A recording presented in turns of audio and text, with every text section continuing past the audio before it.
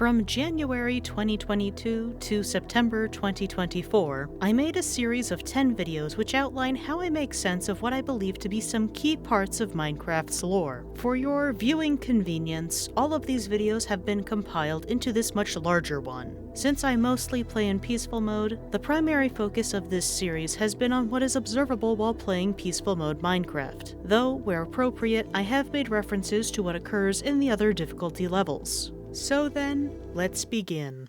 Scattered throughout Minecraft are seemingly abandoned structures, strongholds, fortresses, and cities, just to name a few. Some believe that these structures were built long ago by a group of beings no longer present in the Minecraft world, or that, if those beings are in the game, they looked and behaved quite differently in the past. For the sake of simplicity, I will be referring to those beings as the Ancient Builders, especially since that seems to be a common title for this group. In a previous video, I mentioned that I believe I have an explanation for how the Ancient Builders had the end stone necessary for making end portal frames, as well as how warped fungi came to exist in the Nether. However, while I was writing the rough draft for this video, I realized it was entirely too long. So, I promise I'll get to those points in this series, but I think it's necessary that I lay some groundwork first. Also, as a quick disclaimer, this is just my idea of what's going on. I play on peaceful mode, so my theory is going to be based on what I see in peaceful mode, which does mean I am disregarding a fairly sizable portion of the game's content. However, I get the impression that peaceful mode is intended to be enjoyed as a whole and complete version of Minecraft. Or at least that's what I tell myself. Since some other games have an almost belligerent attitude towards players who don't want a difficult gaming experience, I think Mojang calling the difficulty level peaceful and not something derogatory is a point in my favor. Feel free to disagree both with my assessment of peaceful mode and my theories about the Minecraft world. So with that out of the way, in order to understand what's going on with the warped fungi in the Nether, and the end stone used in end portal frames in the overworld, we need to start at the end. More specifically, the exit portal and end gateways. How do they work?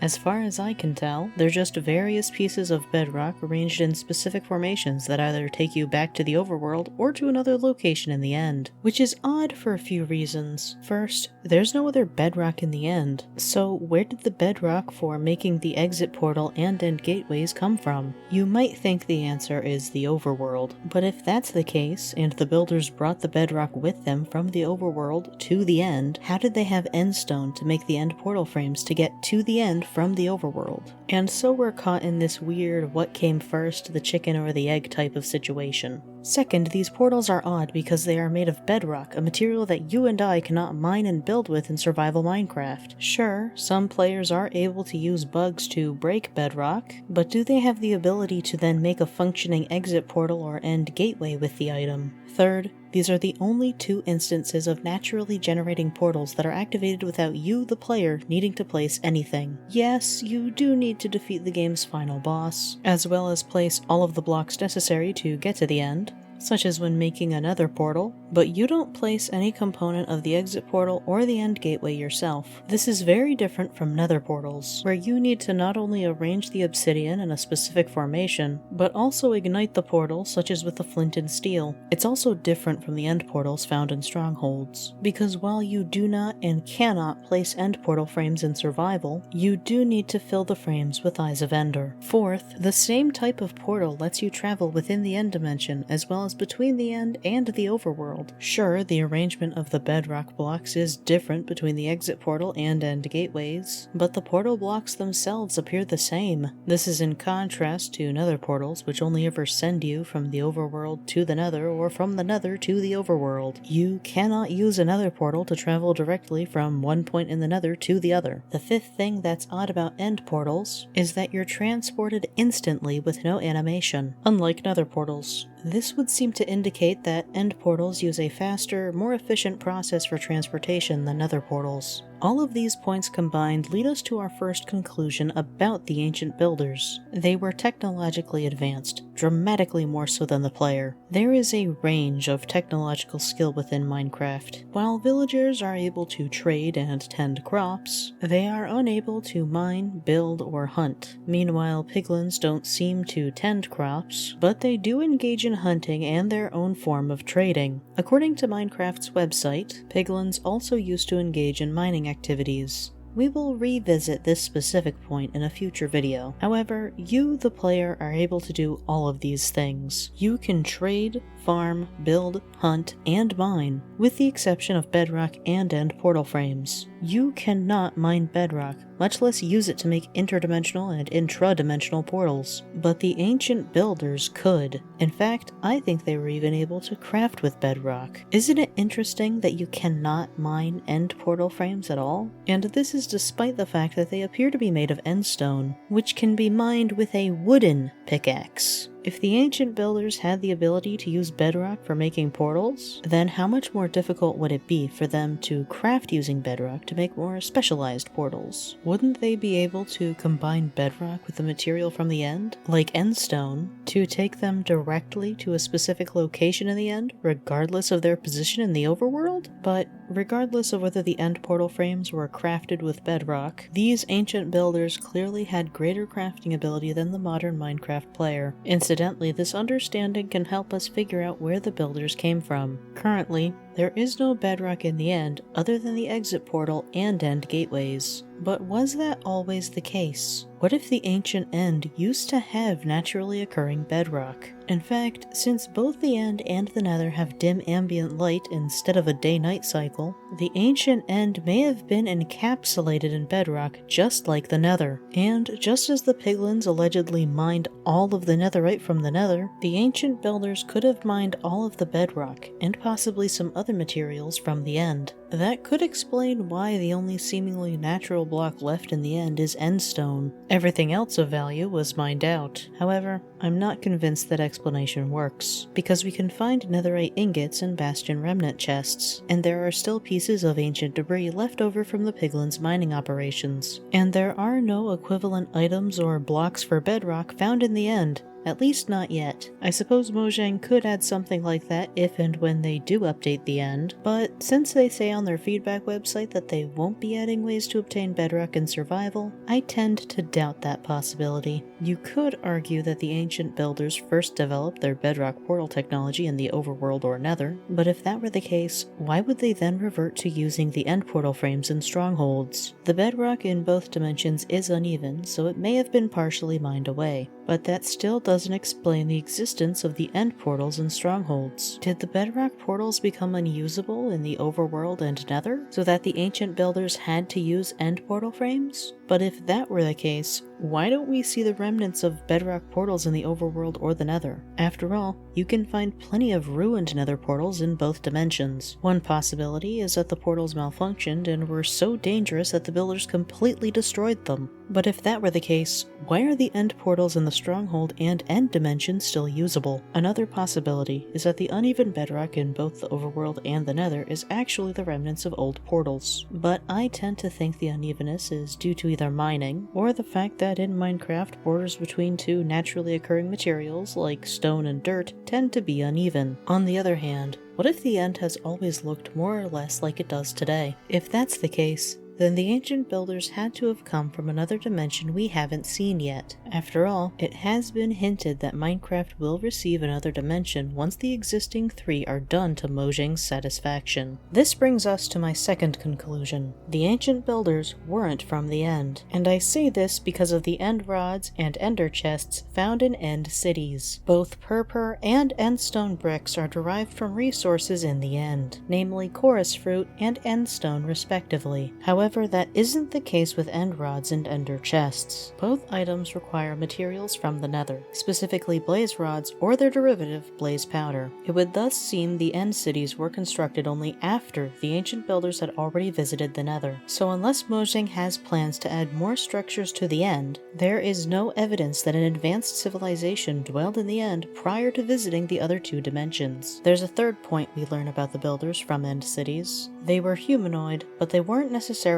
human. Why do I say this? The chests found in end cities contain tools, weapons, and armor that the player can use. So we could assume that whoever left these behind was just like the player. However, both villagers and piglins can wear the same exact armor. Piglins can even use the same weapons as the player. But these 2 beings are clearly very different from the player. There's also the strange interior of end cities to consider. While the base floors do have slab stairs and a ladder which are easy to climb, It gets a bit strange when you get to these slabs. The jumps aren't excessively difficult, but they don't feel like they were meant for humans to regularly travel on. It gets even weirder when you get to the loot rooms, since there is no clear walkway to the chests. Even though the rest of the structure appears to be intact, you could argue that perhaps the original walkways broke down, but then you get to these large towers, with their clear but still very strange staircases of slabs and end rods. Again, parts of the staircase may have fallen apart with time, but the structure is otherwise pristine. It's not like the strongholds in the overworld where much of the stone brick is either cracked or covered with moss, and it's not like the ruined nether portals either, where large chunks of the structure are clearly missing, damaged, or have fallen over. So what if these staircases aren't meant for beings like the player, but for a much more agile humanoid? However, it is possible that the lack of damaged blocks is meant to convey that these cities were constructed recently. Another possibility is that since there is no naturally occurring water in the end, things don't wear down as quickly. Regardless, there's something else that worries me about the exact nature of the ancient builders. End city banners look a lot like the missing texture block. A diamond pattern isn't exactly the same as a grid pattern, but I don't think the connection is unreasonable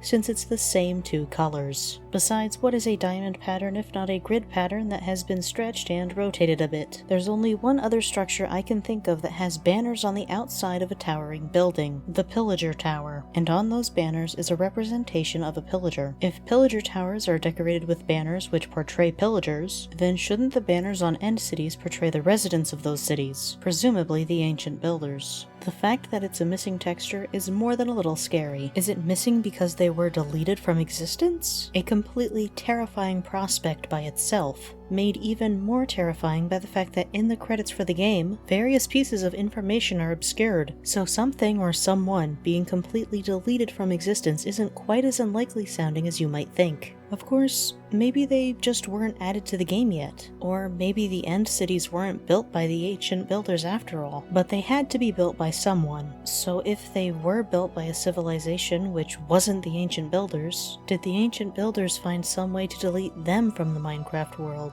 I don't know, but if the ancient builders were the kind of people to strip the end of all its bedrock, or other resources, I wouldn't put deleting an entire civilization past them, especially if it got in the way of their resource gathering operations. It may sound rather mean, but I'm hoping it was the first option, that the builders were the ones who were deleted, because I suspect that the ancient builders are not the kind of people you want to encounter, and nothing illustrates that point quite like the Ender Dragon. This may be controversial, but I don't think the Ender Dragon is alive. At least, not in the way a sheep or a cow is. Just listen to the sound it makes when it dies.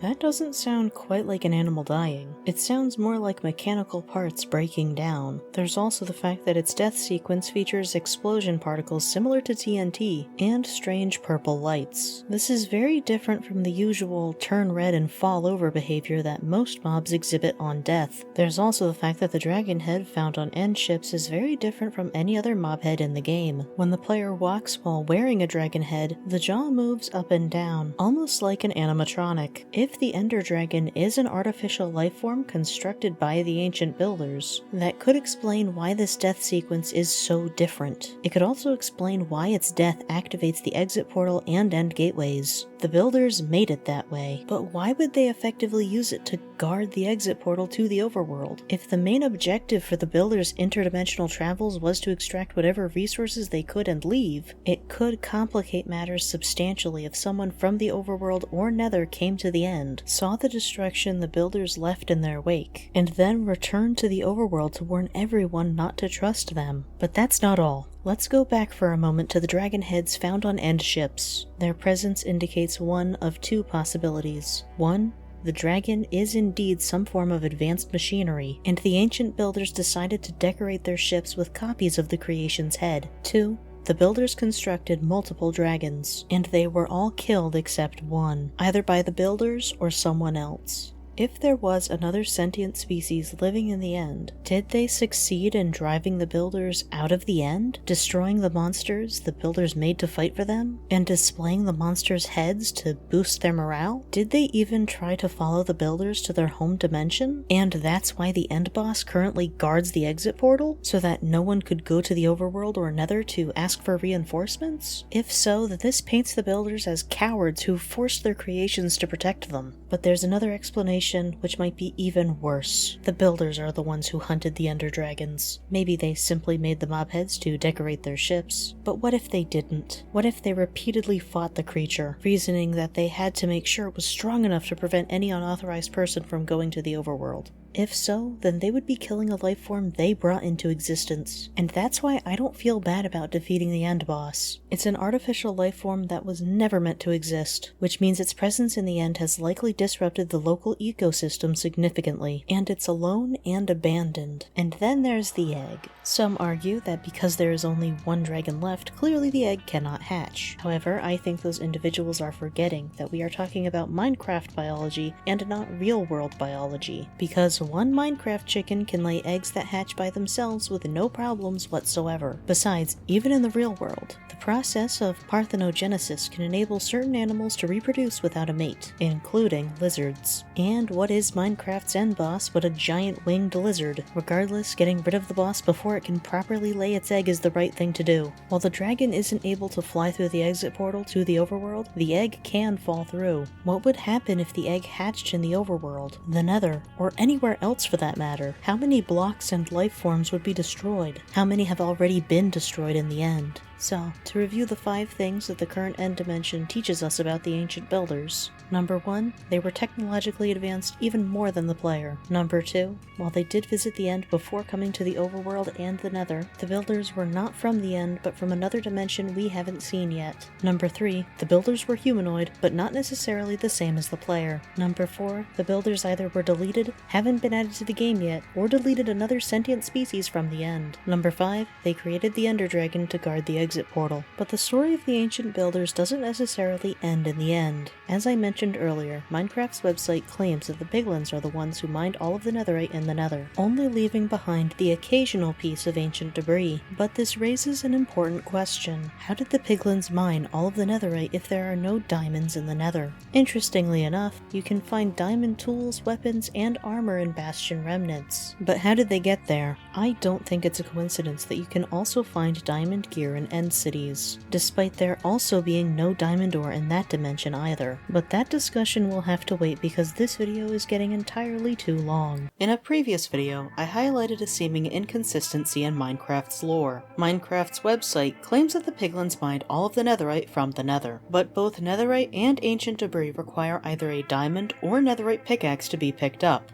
And there is no diamond ore in the Nether. Additionally, while the overworld does have abandoned mineshafts, there are no similar structures in the Nether, which would seem to cast further doubt on the Piglins' alleged mining operations. However, despite there being no diamond ore in the Nether, you can find damaged diamond pickaxes in Bastion Remnants, so it's possible they were used to mine Netherite. But then, how did the diamonds for those pickaxes get to the Nether? One obvious potential answer is that, like the Netherite, all of the Nether diamonds must have been mined out. But then, shouldn't there be a block in the Nether similar to ancient debris, but instead of being used to craft a Netherite ingot, it would somehow make a diamond? Currently, there is no such block, and since a diamond can't be made by combining 2 materials in a crafting table similar to Netherite, or break down into anything smaller in the way that gold ingots can be broken down into gold nuggets, I don't foresee Minecraft adding such a block to the Nether. I suppose they could add a diamond ore specific to the Nether that needed to be picked up with silk touch and then smelted to produce a diamond, similar to Nether gold ore, but I also don't think that's likely for reasons which I will get to in a future video. Incidentally, there's also no iron ore in the Nether, so the Piglins wouldn't even be able to mine diamonds. I find that to be very odd since, unlike diamonds, iron ingots can be broken down into nuggets just like gold, so Mojang could have added a Nether iron ore that broke into iron nuggets, similar to Nether gold ore. In fact, Piglins can give you iron nuggets while bartering, and their crossbows should require an iron ingot because of the tripwire hook in the crossbow's crafting recipe. making the absence of an iron ore in the Nether even more puzzling.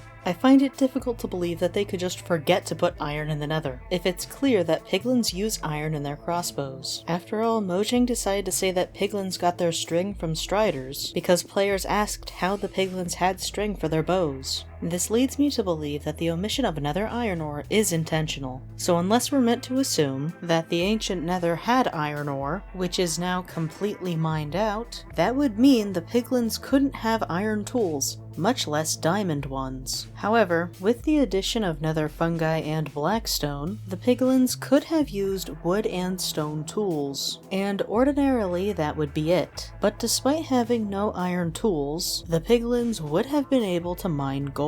While normal stone and deep slate gold ore, as well as raw gold and regular gold blocks, require at least an iron pickaxe to mine, nether gold ore can be mined with any pickaxe, including wood and stone. So while the Piglins still would have needed to collect 9 nuggets to craft 1 ingot unless they somehow had silk touch, it wouldn't have been that difficult to collect enough gold for tools and armor. For that matter, maybe the ancient Nether had more gold, but the Piglins mined a bunch of that along with the netherite too. After all, just as you need 4 pieces of netherite scrap to make 1 netherite ingot, you need 9 gold nuggets from nether gold ore to craft 1 ingot. Gold tools are faster than wood and stone, so it would make sense if the Piglins wanted to get as much of the stuff as they could, and gold armor would also be slightly better than the leather armor they may have been able to craft after hunting Hoglins. However, this also means that the Piglins wouldn't have been able to pick up any solid gold blocks after they were placed down. Does that mean the gold blocks in Bastion Remnants have special cultural significance, since relocating them would be either difficult or impossible? I know I'd think twice before placing down a block if I knew I had no way to move it again, especially if it was a necessary ingredient for making better tools and armor. However, nether gold ore being mineable with wooden and stone tools still doesn't explain the apparent absence of nether iron ore or diamonds. And as I mentioned earlier, there are no abandoned netherite mines in the Nether to mirror the abandoned mine shafts found in the overworld. I see 3 possible reasons for this. 1, there never were netherite mines in the Nether. 2, the mines simply weren't added to the game yet. 3, they were destroyed and thus cannot be found today. A lot of work went into the Nether update, so I'm not super confident in option 2. However, they did say in a video that the Nether update was delayed, so maybe there are other features they have planned to add at another time. Maybe we would even see nether iron ore then. As for option 3, the existence of Bastion Remnants could hint that there were other structures which used to exist but no longer do. However, given the existence of ruined nether portals and abandoned mine shafts, it's odd that there aren't abandoned or ruined netherite mines. Option 1 is the simplest and thus is probably the most likely, and besides, options 2 and 3 assume that mines would be necessary to get netherite. Currently, ancient debris only generates towards the bottom of the Nether and never generates exposed to air. Did the ancient Nether have netherite throughout the dimension and not just at the bottom of the world? In the Nether today, you can find many blobs of exposed quartz and gold at most Y values. So then, why couldn't the ancient Nether have had exposed netherite veins throughout it too? This would explain why ancient debris can only be found where it is most difficult to get to, at a Y value below the vast lava lakes and never exposed to air. However, another possible obvious explanation of this claim that the Piglins mined all of the netherite is that this is an instance of Minecraft using the literary device known as an unreliable narrator. If this is your first time hearing that phrase, an unreliable narrator is, simply put, a storyteller who cannot be trusted. Maybe they're intentionally lying to you, or maybe they're just misinformed themselves. Regardless, the end result is the same. You, the reader or audience member, need to evaluate and scrutinize each piece of information the narrator gives you, because you never know for sure which pieces you can trust. But does it make sense for Mojang to use an unreliable narrator? It's no secret that they want players to come up with their own stories for the Minecraft world, and they want players to try to piece things together for themselves based on what they observe and discover, and writers will use an unreliable narrator for exactly that reason. to encourage the audience to think critically for themselves about what they're reading and draw their own conclusions. It's a great way to engage an audience and keep them coming back for more, which is great for Mojang since they want players to continue being emotionally invested in Minecraft. And if you've read some articles from Minecraft's website, you've probably come across sections where the authors sounded unsure about something, or it was clear that they were exaggerating or even just making things up. Even in some of their YouTube videos, there is a character whose name is literally Narrator, who frequently gives false or misleading information. Minecraft literally has an unreliable narrator in their YouTube videos. It doesn't get much more on the nose than that. But with all of that being said, I don't think that's quite what this is. It would be easy to say, clearly the Piglins didn't actually mine the Netherite since the best tools they would be able to get would be gold, and we don't see them mine blocks in the game. This page is just trying to trick us. But the issue is that ends up asking more questions than it answers. If it wasn't the Piglins, then who did mine the Netherite? Why were they in the Nether? Were they native to the Nether, or did they come from another dimension? How did they find the Netherite? How did they realize it was useful? Was there even Netherite to be mined from the Nether in the first place? No, I think this statement is accurate, or at least it's mostly accurate. After all, you can find diamond pickaxes in Bastion Remnants, so it makes sense that the Piglins could have used them. But this still doesn't answer where did the diamonds for making those pickaxes come from. Incidentally, the same iron and diamond gear found in Bastion Remnants can also be found in End Cities. Since it's likely that the diamond gear in End Cities was left behind by the ancient builders, it's reasonable to conclude that the ancient builders are also the source of the iron and diamonds found in Bastion Remnants and Nether fortresses. Why do I bring up Nether fortresses? Both cities and fortresses have similar treasure in their chests, including gold, iron, diamonds, and horse armor. I specifically think the horse armor is significant since there are no horses in the End or Nether, and it appears Bastion Remnants do not have horse armor in their chests, despite having gold and iron just like fortresses and End cities. So I think it's reasonable to conclude that whoever built the End cities also built the Nether fortresses. So how did the ancient builders get to the Nether? Regardless of whether you agree with my assessment of where the builders were originally from,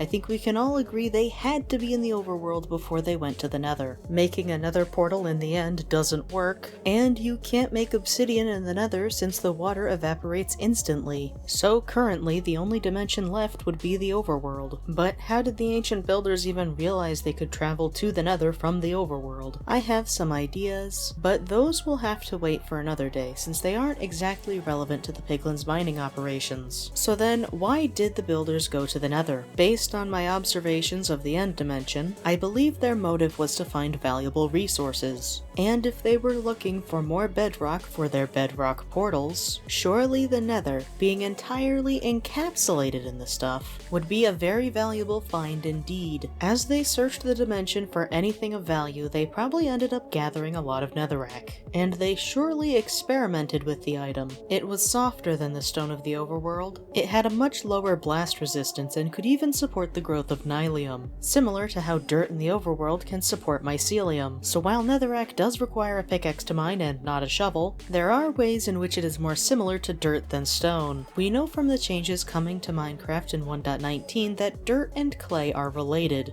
Dirt can be turned into mud, which can in turn then be dried into clay. Clay can be broken into clay balls, and clay balls can be smelted into bricks. So it makes sense that the ancient builders realized they could smelt netherrack into bricks. Using this new material, they built their Nether fortresses to provide a safe base of operations for their exploration. After all, with all its lava and fire, the Nether isn't a very hospitable place for most. At some point in their journeys, the builders had to have encountered the Piglins, sentient beings who were native to the Nether. The ancient builders likely anticipated that the Piglins would know a great deal more than they did about the dimension, and thus what resources could be found within. After establishing some way to communicate with the Piglins, the builders could have offered the Piglins some very tempting goods in exchange for information. Things like iron, diamonds, or even fire resistance potions since there is no water in the Nether to make them. And Piglins are not immune to fire. Additionally, while the Nether does have gold in it today, and we may conclude that perhaps it had even more gold in the past, the builders may have been able to offer the Piglins more gold than they could have ever dreamed of obtaining normally, and with the introduction of iron and diamond tools, a way to move their gold blocks safely. But what would the Piglins offer in return? They could have warned the builders about parts of the Nether which were exceptionally dangerous. They also could have shown them how to hunt Hoglins for food and leather. They might have even helped the builders learn how to use a strider to easily traverse the vast lava lakes. But what the builders were probably most impressed by was the Netherite. The Piglins wouldn't have been able to mine it themselves, but they could have guessed that it was extremely durable and tough. For the builders, such a material could have a myriad of uses: better tools, weapons, armor, and more. They likely struck some sort of deal. The builders would supply the Piglins with gold, iron for their crossbows, as well as fire resistance potions and diamond gear for mining. Meanwhile, the Piglins would mine netherite for the builders so that they could strengthen their own diamond gear. This would explain why we don't see netherite blocks in Bastion Remnants, why Piglins don't spawn with netherite gear, and why the only netherite we do find in Bastion Remnants is netherite ingots. Most of it went to the ancient builders. That being said, it seems that this working relationship went on for a while. Piglins seemed to have a near infinite supply of fire resistance potions and iron ingots to barter with. The Piglins were getting their gold and other goods. The ancient builders were getting their netherite. It was all going so well.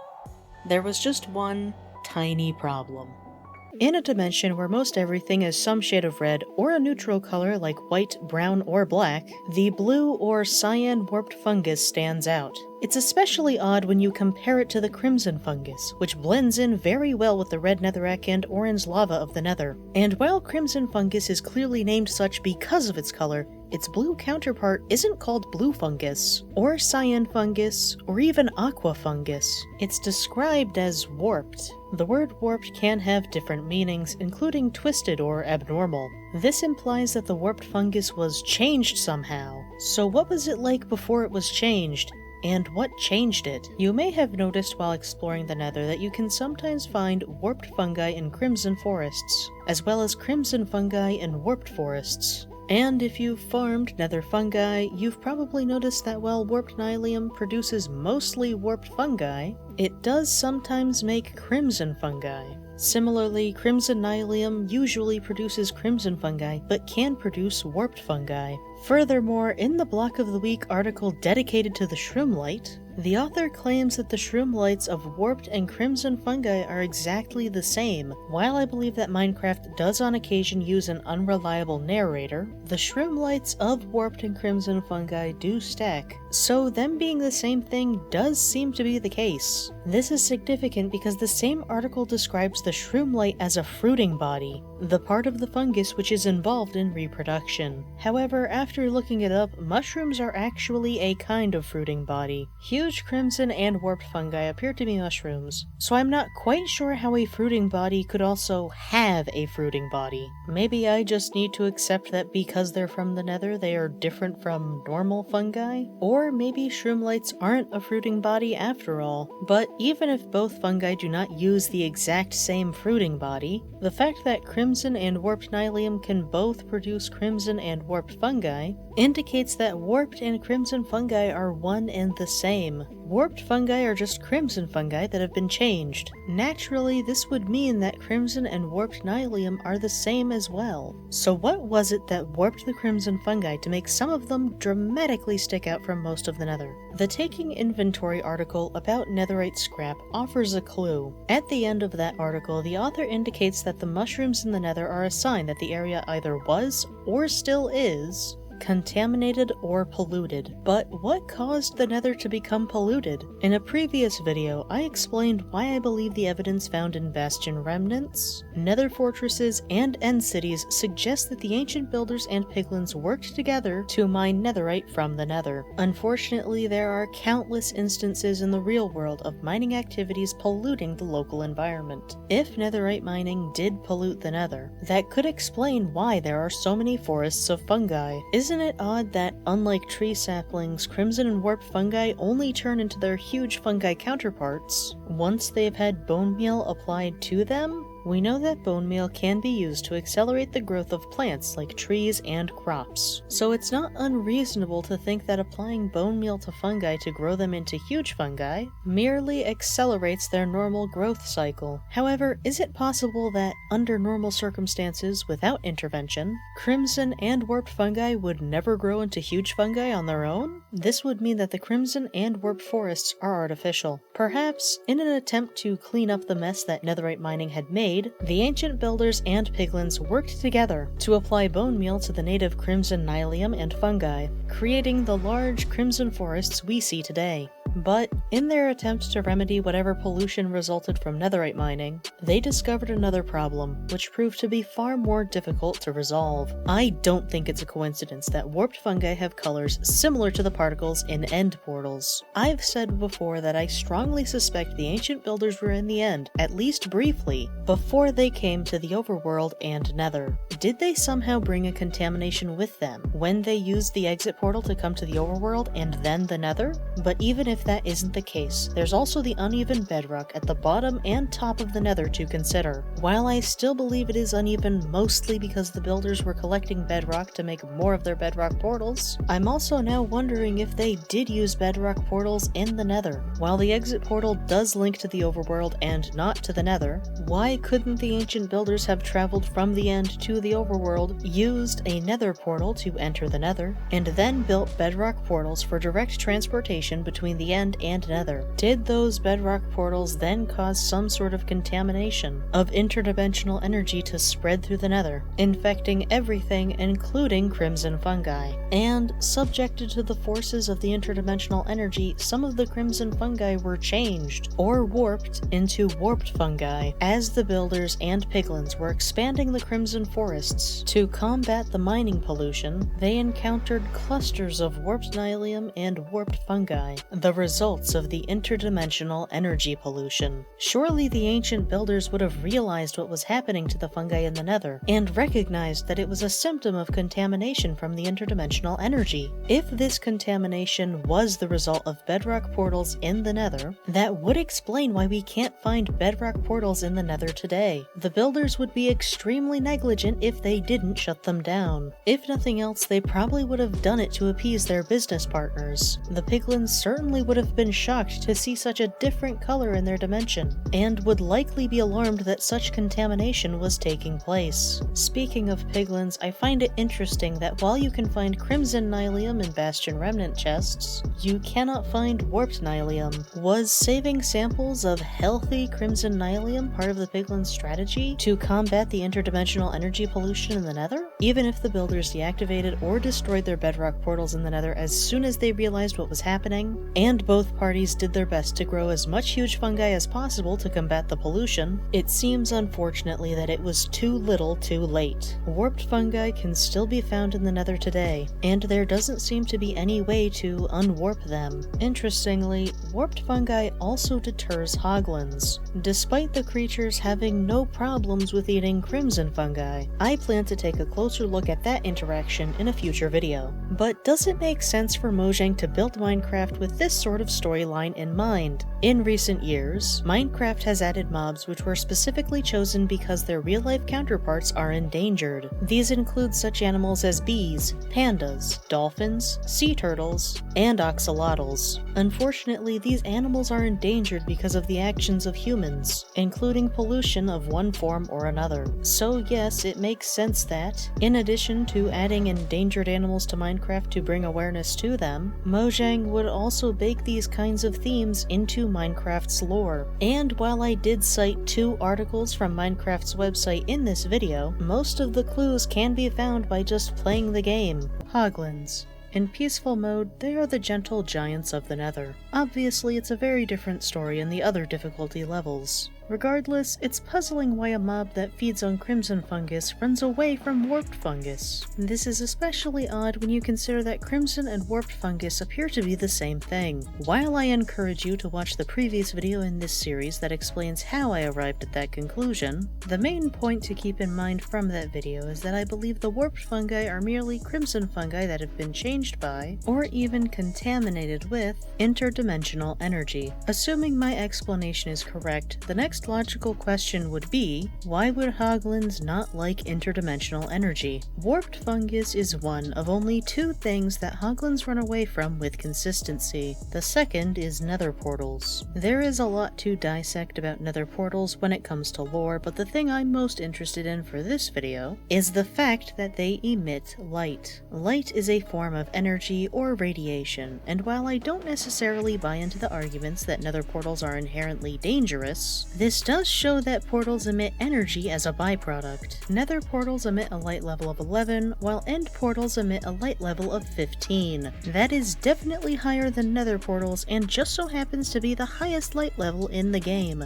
But there's something else end portals emit, or at least the exit portal does. Particles. And while there are particles associated with nether portals, they appear to flow inward towards the portal instead of up and out in the way that the exit portal does. This may be a simple artistic choice instead of an important piece of lore, but combining this with the fact that end portals emit more light, this could mean that end portals emit substantially more energy, or radiation, as a byproduct than nether portals do. Unfortunately, this gives them a greater potential to be dangerous, which lines up with my assertion that using bedrock portals in the nether resulted in the dimension being contaminated with interdimensional energy. If Hoglins don't like the energy emitted by nether portals, then it makes sense that they also wouldn't like the interdimensional energy released by end portals, even after it was absorbed by the nether fungi. But if interdimensional energy is so terrible, why do striders eat warped fungi? And perhaps stranger still, striders have no interest in crimson fungi, despite them being the same thing as warped fungi. If interdimensional energy is a problem for life forms in the nether, shouldn't it be the other way around? At the very least, shouldn't the striders eat both warped and crimson fungi? At first, I thought this meant that the strider was some form of invasive species that the builders had, either intentionally or accidentally, brought along with them. After all, they do look and behave very differently from Hoglins and Piglins. But this raises all sorts of questions. If striders aren't native to the nether, does that mean the Piglins didn't get their string for bows from striders? Where did the builders find these creatures? Why did they bring them to the nether? If they brought them simply to traverse the vast lava lakes, then does that mean there's another dimension out there with excessive amounts of lava? Or are they even artificial life forms like the Ender Dragon? However, I realized there's a far simpler and more tragic explanation.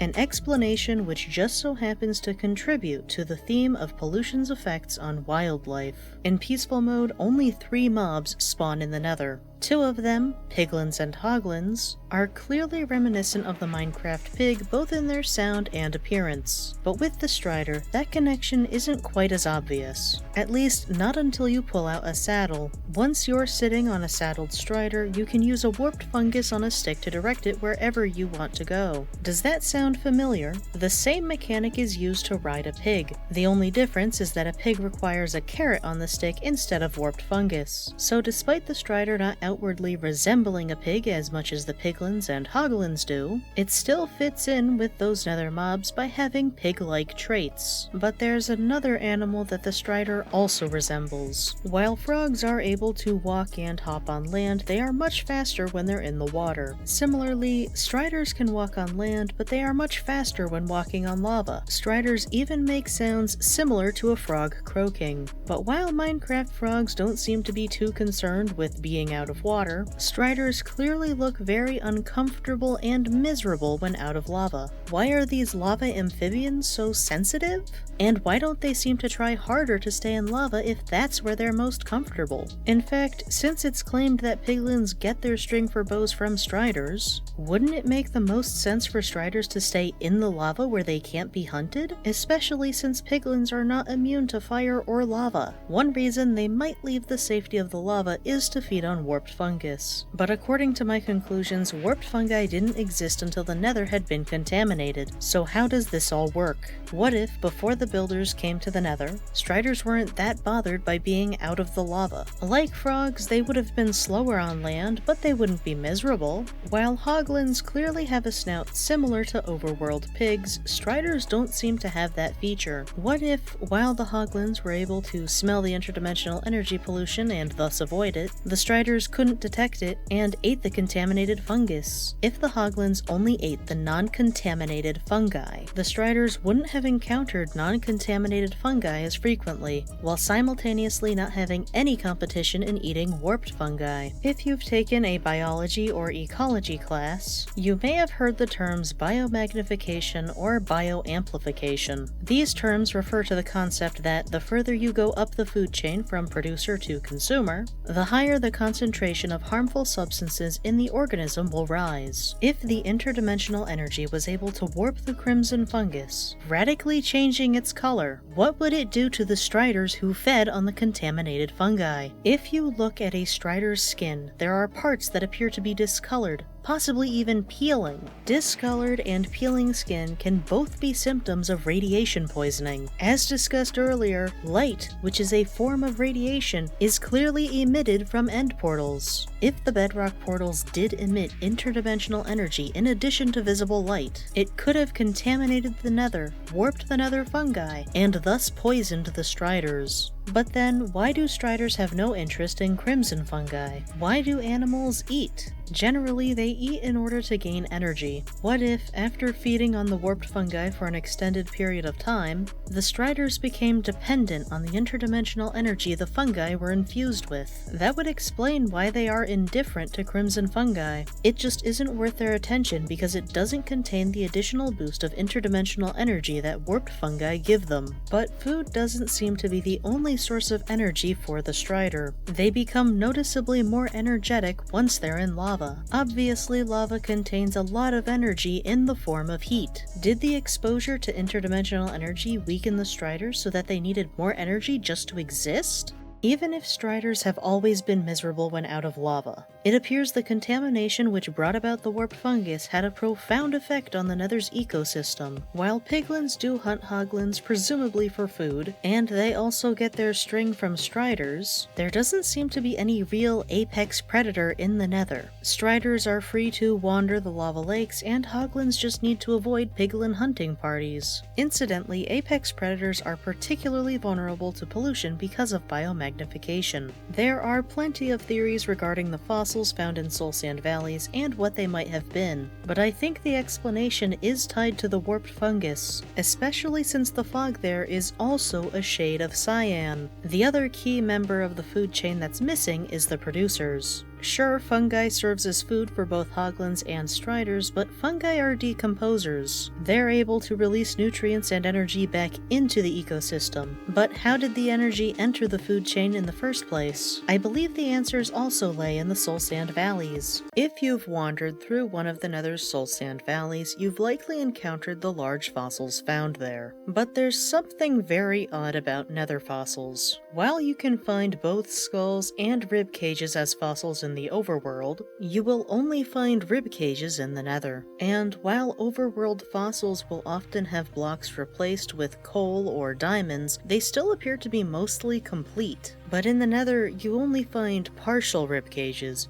sometimes even just an individual rib. Most theories claim these fossils came from ancient monsters, but as a peaceful mode player who never sees hostile mobs, I argue that there is another explanation. But there are two questions we should consider first. One, why do Nether fossils only consist of ribs and rib cages with no skulls? And two, why are Nether fossils only found in the soul sand valleys? For that first question, I'm only emphasizing the absence of skulls because there are skulls among the overworld fossils. As I've outlined in previous videos, I believe the Piglins and ancient builders used bone meal to artificially grow the forests of huge fungi we see in the current Nether. Obviously, that would require require a lot of bone meal. If the skeletal remains we know as the Nether fossils were present back then, the Piglins and builders could have harvested some of the blocks to craft bone meal. Collecting the bone blocks from skulls may have been easier or more efficient than collecting the blocks from the rib cages. That would explain why we can't find any fossil skulls in the Nether. But then, why do we find so many partial rib cages instead of intact rib cages? This could simply be from the fossils breaking down with the passage of time. It's also possible the Piglins and builders only collected as many blocks as they needed from the fossils and left the rest. Yet another possibility is that both groups, the Piglins and builders, realized their efforts to counteract the pollution from netherite mining and interdimensional energy contamination were in vain, and thus quit gathering bone meal in the middle of breaking down the various fossils. But any one of these possibilities still leaves us with the second question: why are the Nether fossils only found in the Soul Sand valleys? And when you think about it, isn't Soul Sand Valley a bit of a misnomer? After all, it's not just soul sand you find there. You can also find soul soil, and a lot of it. But was that always the case? The Block of the Week article for Soul Soil indicates that soul soil is very similar to soul sand. As the article says, they both have similar colors and emit the same blue flame when lit on fire. But the most interesting point the article makes is that you can turn soul sand into soul soil. The process involves first using the soul sand to make a campfire, and then breaking the campfire without silk touch. This will cause the campfire to drop soul soil. The article says this is because the ash from the fire fertilized the sand, so then soul soil is merely soul sand that has been fertilized. This could be another explanation for why there are only partial fossils left in the Nether. The rest of the creature's remains broke down and fertilized the surrounding soul sand, turning it into soul soil. So then, naturally occurring soul soil is just soul sand that's been enriched with the decomposed remains of the creatures that used to live in the Nether's soul sand valleys. But there's something about that explanation that doesn't quite fit. While animal remains can be used to fertilize the ground, such as when you use bones from salmon to make bone meal for growing crops, a campfire's ash would result from the sticks, logs, and charcoal or coal that were used to craft it. While the coal could be from either animal or plant sources, the rest of those materials are from plants. You won't find naturally generating plants in any part of the Nether today, and modern soul sand valleys look like barren wastelands, with only the occasional tuft of crimson roots. But if the soul sand valleys had always been so devoid of life, then why did the creatures who left behind these fossils travel here? The Around the Block article for the Soul Sand Valley indicates that it wasn't always so barren. While I believe Minecraft does on occasion use an unreliable narrator, I'm inclined to believe this point about the ancient Soul Sand Valleys. In a previous video, I highlighted the fact that there appear to be some major gaps in the Nether's food chain. While there are decomposers and consumers, there don't appear to be any producers or apex predators. The producers we're most commonly accustomed to are green plants like trees and bamboo. However, those both require light to grow, and there really isn't much light in the Nether. There is dim ambient light everywhere, which resembles light level 8, but most Minecraft plants require a level of at least 9 to grow.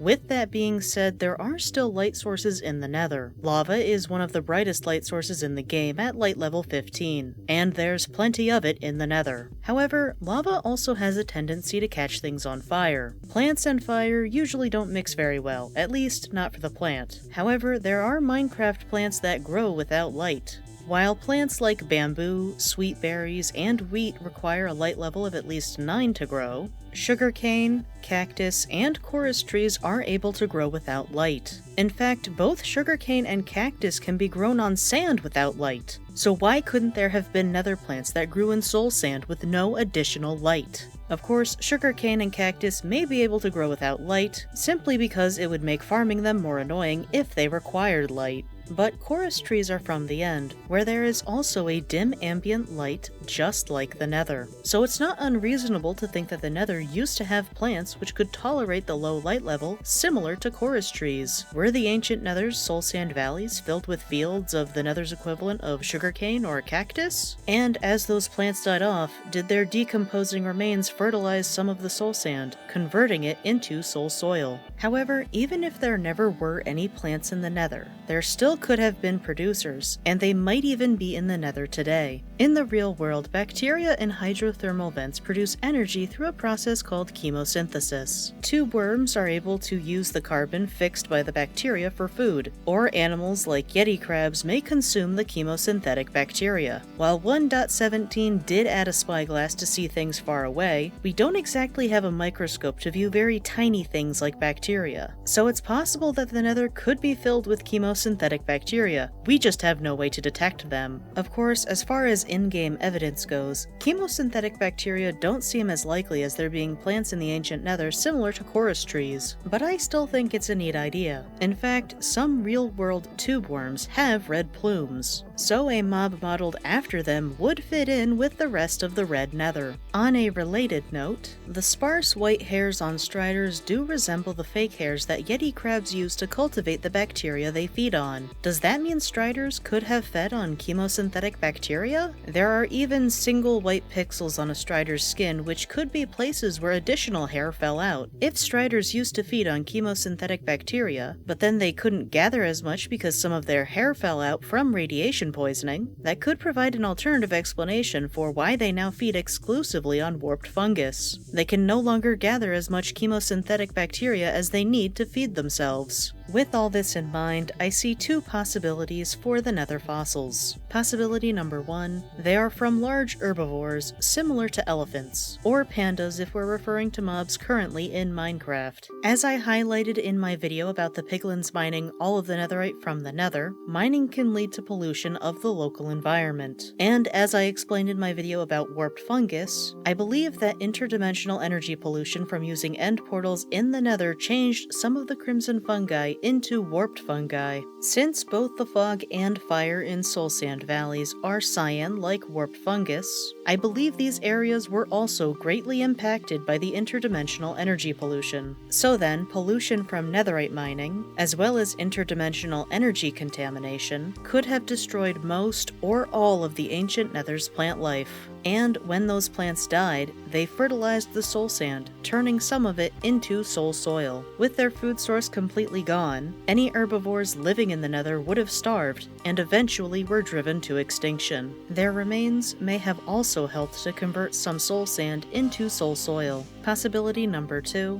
the fossils are from apex predators, who fed on Hoglins, Striders, or other Nether mobs which are also currently extinct. As I pointed out in my video about Hoglins avoiding warped fungi, apex predators are particularly vulnerable to pollution because of biomagnification.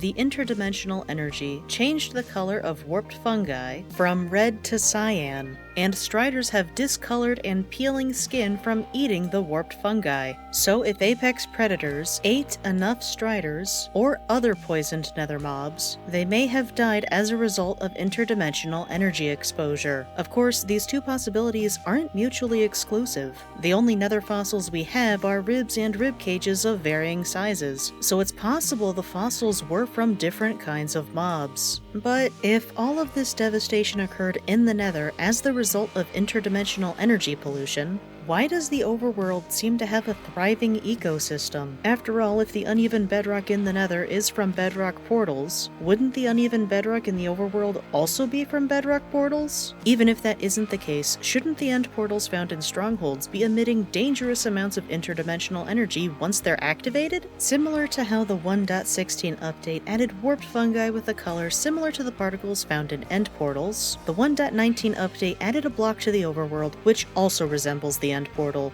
Sculk, an unusual block and block family with unsettling implications. As for what exactly it is, I believe that Sculk, or more specifically the Sculk block, is Mast that was mutated or otherwise changed by interdimensional energy emitted from end portals. Since the particles present in end portals are predominantly cyan, I believe that the presence of the color cyan in certain items indicates that they are somehow connected to the interdimensional energy present in those end portals. This includes such things as warped fungi, the fog in soul sand valleys, as well as fire from soul sand and soul soil. With its glowing cyan dots on a dark background, the Sculk block bears some resemblance to an end portal, but the connections between the end and the deep dark go further than that. While the 1.19 update added the Deep Dark biome, it also changed one of Minecraft's music tracks to play exclusively in that biome, Ancestry. I believe this is significant because Ancestry was originally added in the 1.18 update. While it did sound very different from the other songs added in the Caves and Cliffs update, it did play on the title screen and didn't sit in the game files unused. However, once 1.19 was released, Ancestry no longer played on the title screen and only played in the Deep Dark. But what does Ancestry have to do with the end? I have seen some assert that the title itself is a reference to what the community frequently refers to as the Ancient Builders, beings the community believes built many of the structures found in Minecraft, and frequently associates with the end dimension in one way or another. I don't necessarily disagree with this argument, but I think the content of the song itself is far more telling than the title. The track features various audio distortions like crackling, popping, and ringing, which varies in intensity throughout the track. Likewise, the track The End, which plays exclusively in the end dimension, features crackling, popping, and ringing, which varies in intensity throughout the track. If you haven't already listened to those two tracks before, I recommend that you do. But if that's not enough to convince you of the link between the Deep Dark and the End, then I ask you to consider Chiseled Deep Slate. Chiseled Deep Slate can be found in ancient cities, which are always within a Deep Dark biome. While I can understand why many associate the patterns on Chiseled Deep Slate with the hostile mob that was also added in 1.19 with the Deep Dark, I still believe that it more closely resembles a shulker, a mob which generates exclusively in the end. But while we're on the subject of the ancient cities, there's something else present in them that connects them to another dimension: soul sand. What does that have to do with Sculk? The blocks of soul sand below the large structure in the middle of the ancient city are all lit on fire, and those flames just so happen to be cyan in color. You can also find soul lanterns, which would be made from either soul sand or soul soil in other parts of the city. Currently, soul sand and soil can otherwise only be found in the Nether, mostly in soul sand valleys. As I've outlined in a previous video, I believe the cyan flames as well as the cyan fog in soul sand valleys indicate the area was thoroughly contaminated with interdimensional energy. While I'm not convinced that soul lanterns and soul sand emit dangerous amounts of interdimensional energy by themselves, the presence of these items in the ancient cities leads me to believe that whoever lived in these cities wasn't concerned about the long-term effects such energy exposure could cause, or at the very least, they viewed the potential benefits from using interdimensional energy as greater than the risks.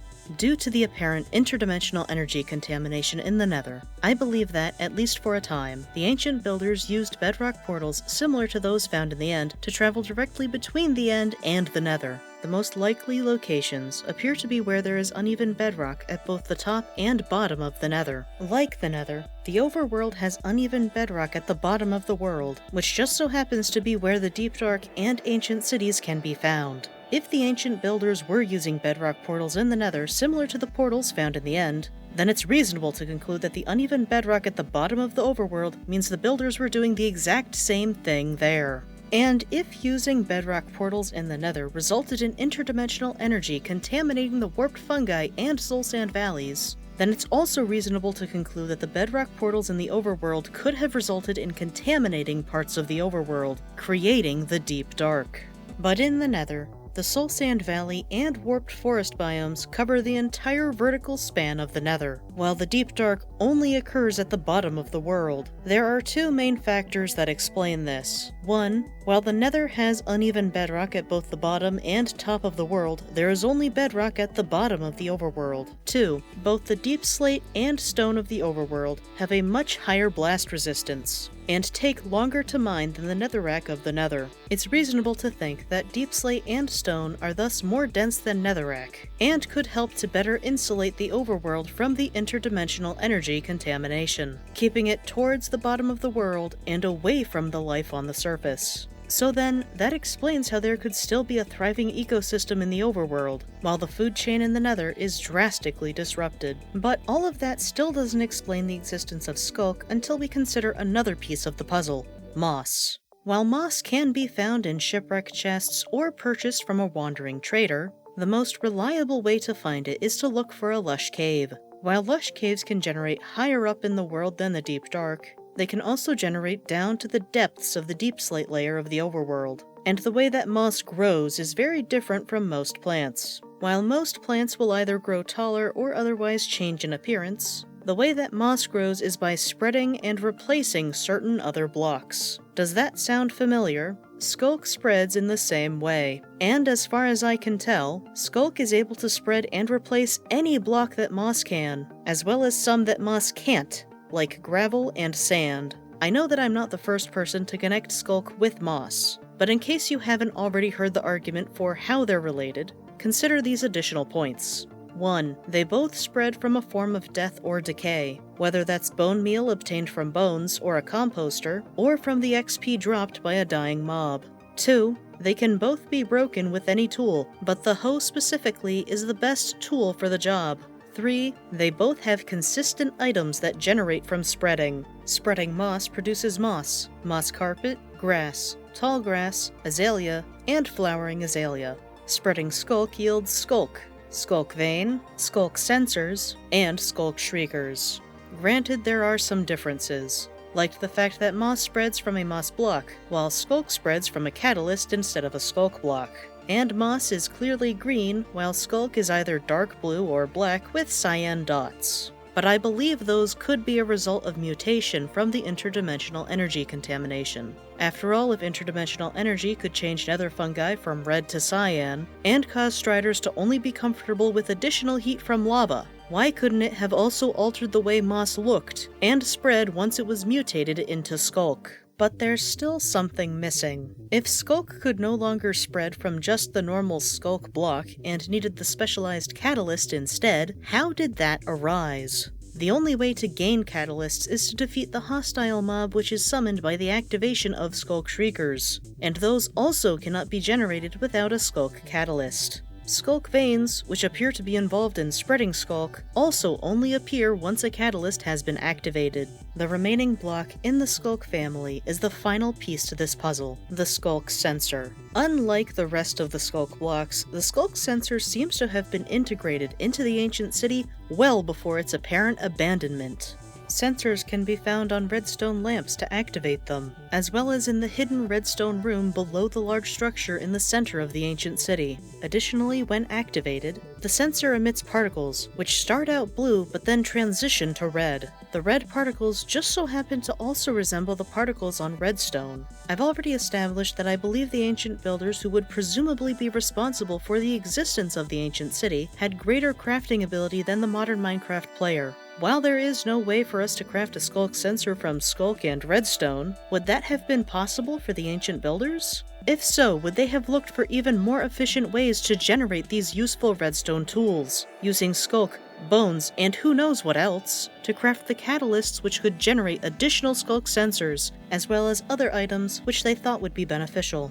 I believe so. Admittedly, this explanation relies heavily on the Sculk sensor's particles resembling those from redstone, but it does take care of the chicken or egg problem we have with figuring out whether Sculk or the catalyst came first. While my proposed explanation does address why Sculk exists, as well as why it exists only at the bottom of the overworld, I haven't really addressed why there's so much in the ancient cities, or why ancient cities are only found in the deep dark. Incidentally, this may be another point in favor of arguing that Sculk sensors and catalysts are, at least to a degree, artificial. Others in the community have already asserted that the fact that all ancient cities are found within deep dark biomes indicates that the cities were intentionally built so that the ancient builders had easy access to the deep dark biome. If they were performing experiments on the Sculk, that would make sense. But what went wrong? Why are the cities now all abandoned? Since the Sculk block family's introduction, Mojang hasn't shied away from the fact that the presence of these blocks is an indication that many mobs died. That vast patches of Sculk can be found in ancient cities, replacing parts of the structure where there are presently no residents, is also disconcerting. Unsurprisingly, many Minecraft players appear to agree that the prevalence of Sculk in the Deep Dark and ancient cities is evidence that some sort of war happened long before the player entered the world. While I agree that this is a likely possibility, especially given the missing and damaged parts of structures that don't appear to be damaged by Sculk, but more likely explosions of some sort, I have yet to find a theory that lists all the parties I believe were involved in said conflict. But that is a topic I shall have to address at another time. Of course, this begs the question, is everything that happens to be a shade of cyan somehow connected with interdimensional energy? Not necessarily, but I think it's important to be alert to the color when considering blocks and items that exhibit unusual properties. And while it doesn't seem that Sculk has drastically affected the overworld's ecosystem, there's another unusual block which is cyan, found primarily at the bottom of the overworld, and could have had more impact on that dimension's surface than we realize. As unsettling as the screeches and bone-like sounds from the Sculk family of blocks are, I believe that the implications arising from Diamond Ore's existence might be even more disturbing.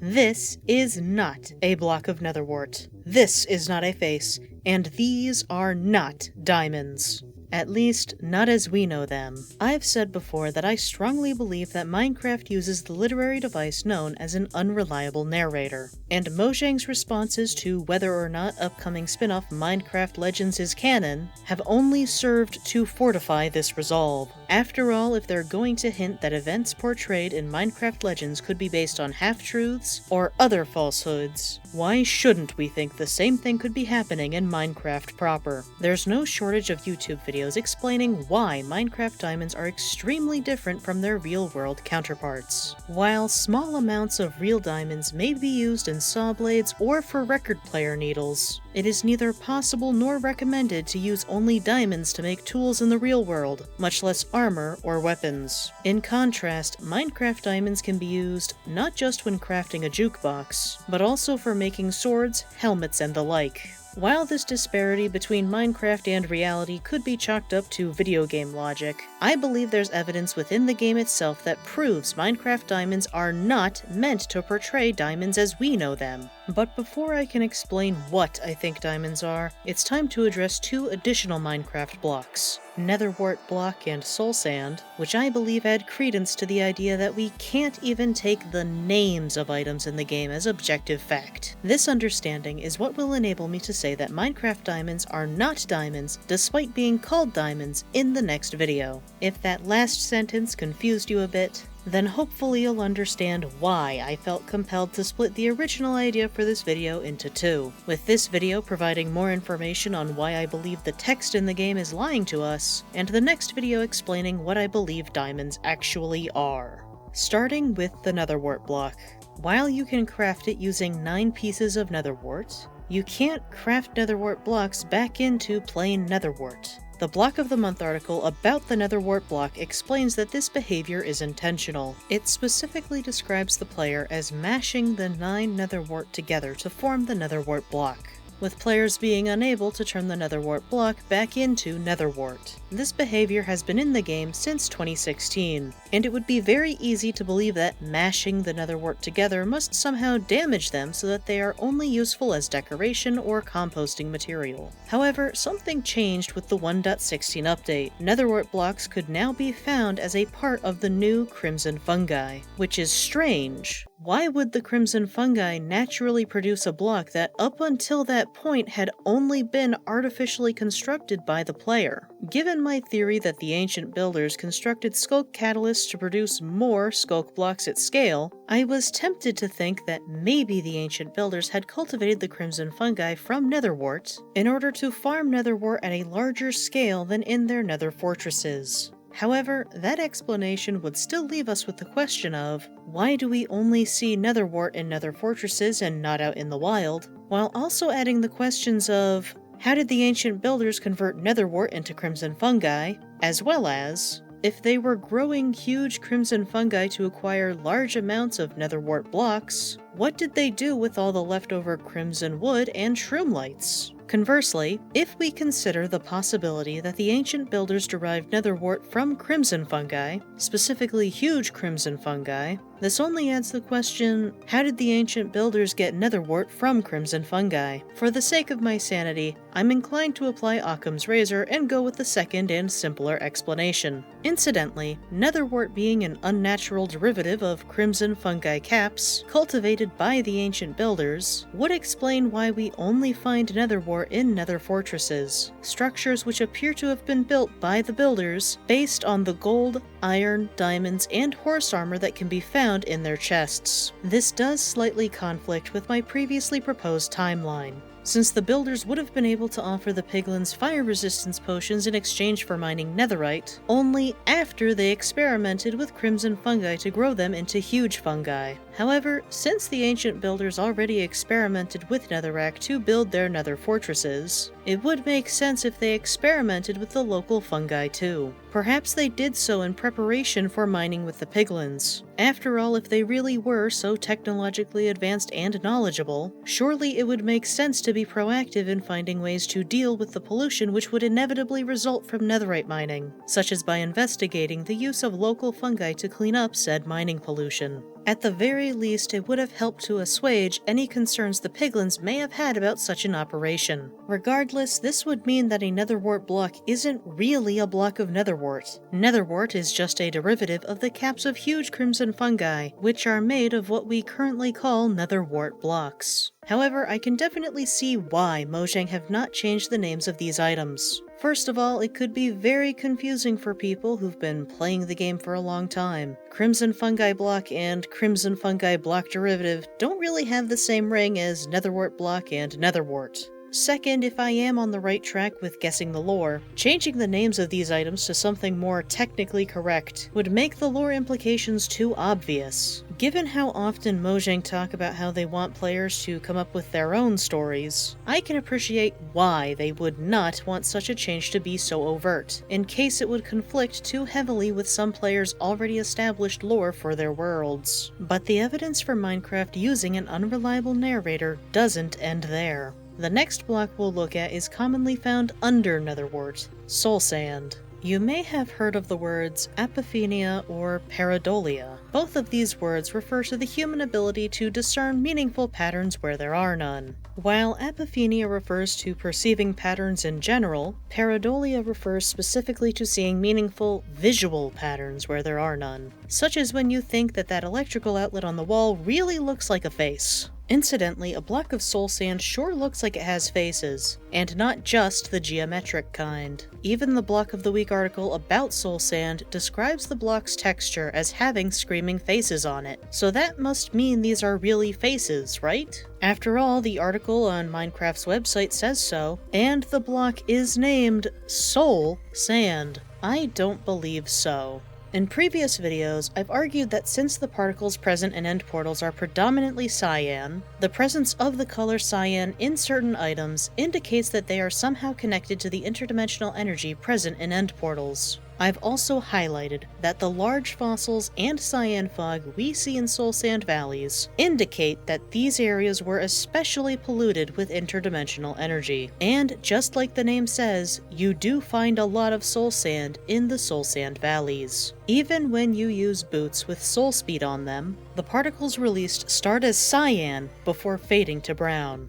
But the 1.19 update added another potential connection between soul sand and interdimensional energy. In my previous video about Sculk, I pointed out that the giant structure in the middle of every ancient city has soul sand below it. Since that video proposes that Sculk is moss mutated by interdimensional energy, and ancient cities only generate in deep dark biomes, that's another connection between interdimensional energy and soul sand. I know that the usual explanation provided for the deep dark and nether is connected to the concept of soul energy, but 1. That explanation is heavily dependent on there being faces in the texture of soul sand and certain blocks in the Sculk family. And I don't know about you, but I'm not seeing any faces on soul soil or in the end portal. 2. If the reason for arguing that soul energy is involved with the the Deep Dark and Soul Sand Fire is because of them sharing the color cyan, then why doesn't that also apply to the cyan in Warped Forests and the cyan particles in End Portals? After all, in that same video about Sculk,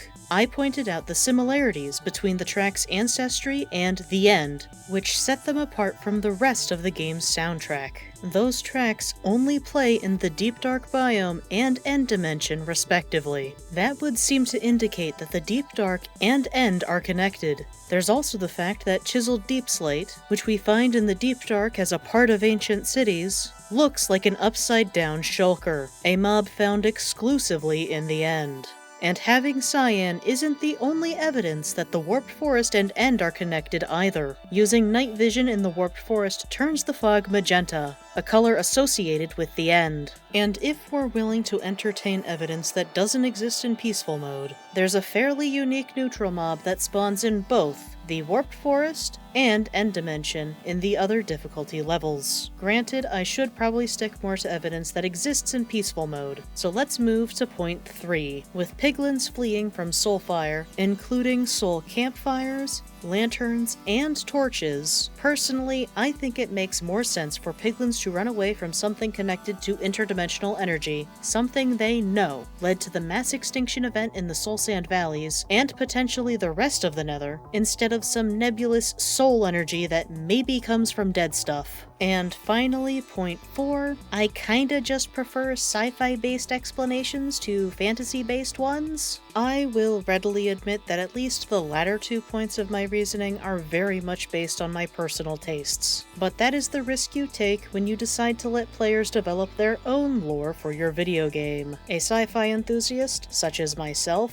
may come along, get their grubby little hands on your precious block game, and decide to declare all fantasy elements as not real. I mean, it's a video game, so technically none of it's real. But you get what I mean, right? If you want to reject the idea of interdimensional energy in favor of believing that soul energy is a thing that exists, that's fine. You can probably still get something from my explanation of what I think diamonds actually are. Just substitute interdimensional energy with soul energy. I do not believe that Minecraft diamonds are meant to portray real diamonds. And I don't just mean in the sense of, it's a video game, so of course it's not going to be 100% realistic. Sure, real-world diamonds can be used in record player needles, but shouldn't there be a power source as well to spin the disc inside of a Minecraft jukebox? There's also the weird change coming in 1.20, where diamonds will be used to duplicate smithing templates. But usually the first thing that comes to mind when considering why diamonds are odd is the fact that you can form 9 of them into a solid cubic meter block. Of course, crafting a cubic meter block of a given material is possible with all of the mineral blocks. And even if I'm not 100% sure that it makes sense for 9 ingots to form an entire cubic meter of material, metals are malleable, so this makes some degree of sense for iron, gold, and copper. However, you can also do this with emeralds, lapis, coal, and diamonds, items which shouldn't be that malleable. You could argue that this is simply video game logic in action, especially since other items like bone meal and wheat can be compacted for easy transportation. And while both diamonds and lapis exhibit some unusual behavior, I can't think of a good reason to doubt emeralds and coal are meant to be emeralds and coal, other than the fact that they can be put into blocks, which again does not make for a compelling argument by itself. As a quick aside, you may have noticed I didn't mention redstone. I have no idea what its real-life counterpart is or if it even has one, so I'm choosing to ignore it for now. I think you could make an argument for it being a form of copper because of the way it appears to conduct the Minecraft world's equivalent of electricity. Real-world copper can also be used in batteries, so that would make the ability of redstone blocks and torches to act as power sources a little less bizarre. But all of this is complicated by the fact that since 1.17 we have an ore called copper. Of course, I am arguing in this video that Minecraft diamonds aren't diamonds, and I've said in a previous video that a nether wart block isn't really a block of nether wart, so maybe it wouldn't be that unusual for me to argue that both copper and redstone are meant to be copper. If you really want me to take a closer look at redstone in the future, please leave a comment below saying so. Back to diamonds, the 1.18 update made some noteworthy changes to the way diamonds generate in the overworld. Instead of only adding diamonds to the deep slate layer, the occurrence of diamonds in the stone layer was also drastically reduced. This resulted in diamonds becoming most common close to the overworld's uneven bedrock layer, and less common as you go up towards the surface. Incidentally, while coal can generate in some of the same Y levels as diamonds, they mostly generate farther up in the world, far away from the uneven bedrock.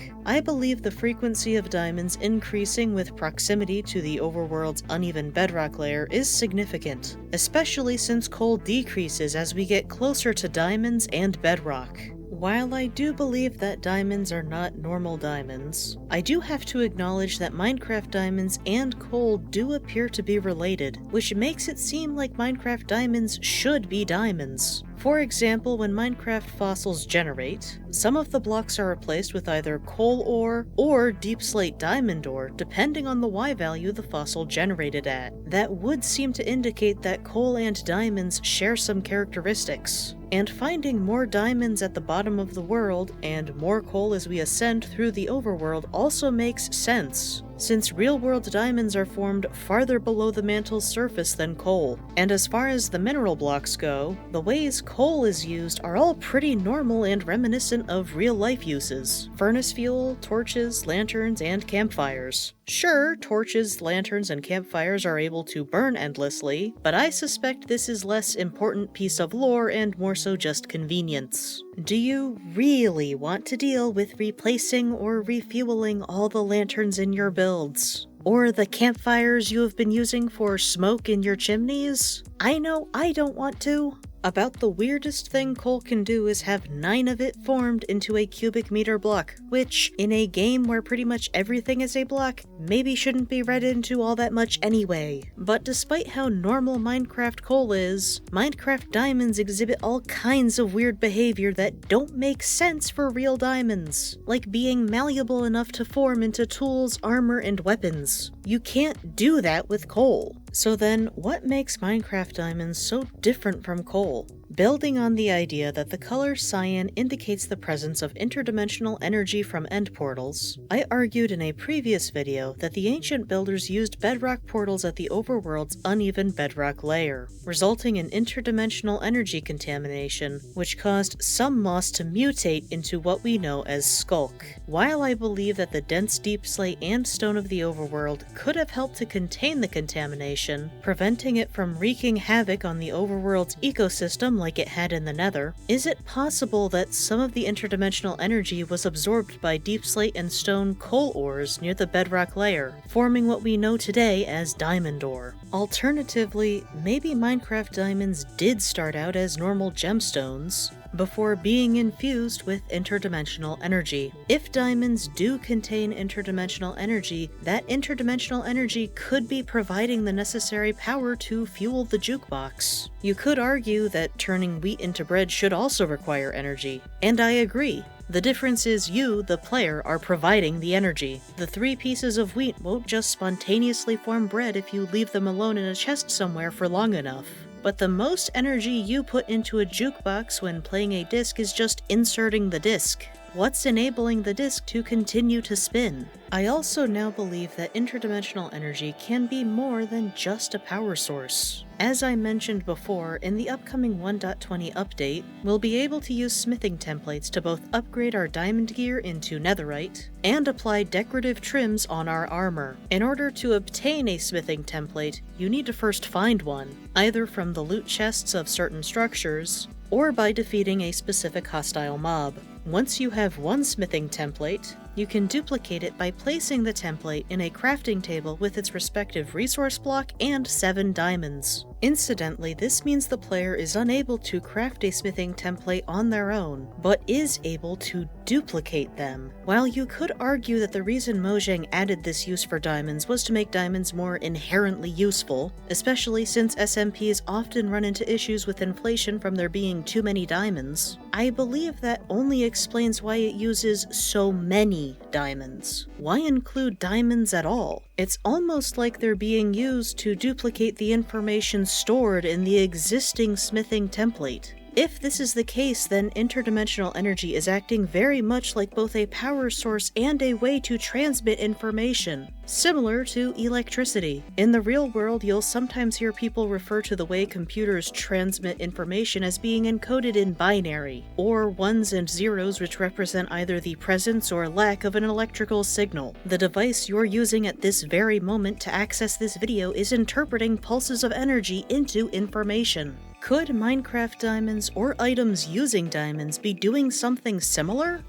Smithing templates may not be the only instance where diamonds could be involved with transferring information, since diamonds are also necessary when crafting an enchanting table. What if, when placed into a table, diamonds enable you to access information, similar to how you can use your computer or phone to retrieve information from the internet? I find it interesting that the crafting recipe for the table also requires obsidian, a material associated with the End and Ancient Builders due to the block's presence in end ships and the pillars on the central End Island. Again, the player isn't as advanced as the Ancient Builders, so we aren't 100% sure what information is being conveyed to us when using the table. But just because we don't know how something works doesn't mean we can't still use it. And I think it's possible to also use the concept of interdimensional energy to explain away how at least some of the enchants work. If interdimensional energy can be used to communicate information, then maybe putting Unbreaking on our shovel somehow gives us the knowledge, while holding it, of how to use it in a way that is less likely to cause wear and tear. Or maybe having Fortune on your pickaxe provides the knowledge of how to more thoroughly extract raw iron and gold from ore blocks. In Minecraft, we're usually converting matter into energy, such as when you use coal to fuel a furnace. But what if the mending enchantment works in the opposite direction,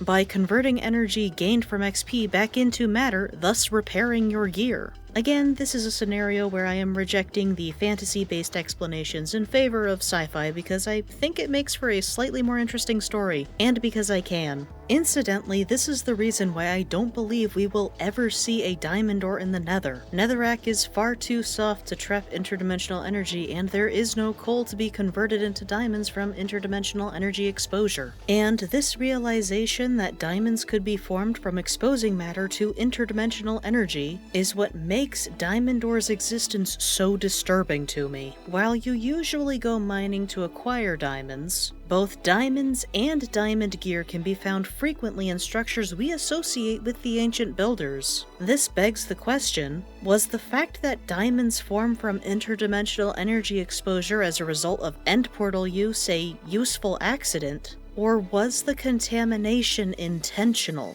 Was the destruction of the Nether's ecosystem a result of ignorance? Or was it a result of indifference or even malice? You may have heard of Hanlon's razor. The idea that you shouldn't assume someone is acting with malicious intent if their actions could be explained by stupidity. It's entirely possible that the Ancient Builders didn't realize that interdimensional energy could cause so many problems for an ecosystem the first time. I don't believe either the Nether or the Overworld was the first time the Ancient Builders dabbled with interdimensional energy exposure. While I'm open to the idea that the diamond gear we find in End Cities could be from diamonds gathered in the Overworld, I don't think it's a coincidence that the End is extremely barren, with the only seemingly natural block left being Endstone, and the only plant left being chorus trees. Incidentally, Endstone takes longer to mine than the Overworld stone, and Endstone even has a higher blast resistance than stone. So could Endstone have supported diamond ore at some point?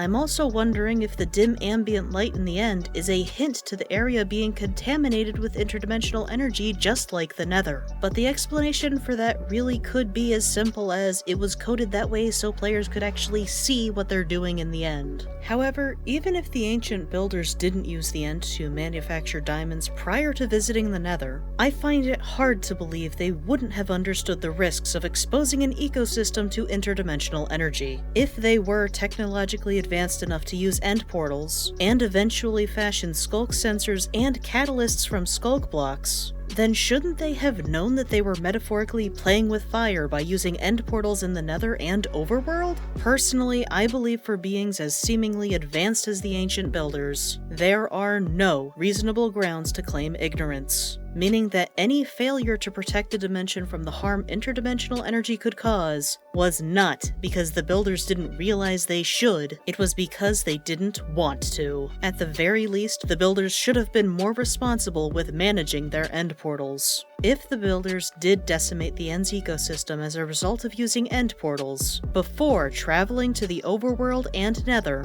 leaving it the barren wasteland we see today, then this puts the devastation in the Nether in an entirely different light. If the End hadn't exhibited signs of ecological collapse before the builders went to the Overworld and Nether, so that the builders didn't fully comprehend the destruction interdimensional energy could cause, then the devastation in the Nether would be a very unfortunate accident, but still an accident. However, if the builders did know about the dangers and proceeded with using bedrock portals in the Overworld and Nether anyway, that would mean they assessed such ecological devastation as little more than collateral damage. How would the Piglins have reacted to such a revelation? There are some clues found in both the Nether and the Overworld. When the 1.16 update added new biomes to the Nether, it also added a new structure which could be found in all of the Nether biomes except for one, but we'll talk more about the basalt deltas a bit later. The structure in question is the Bastion Remnant.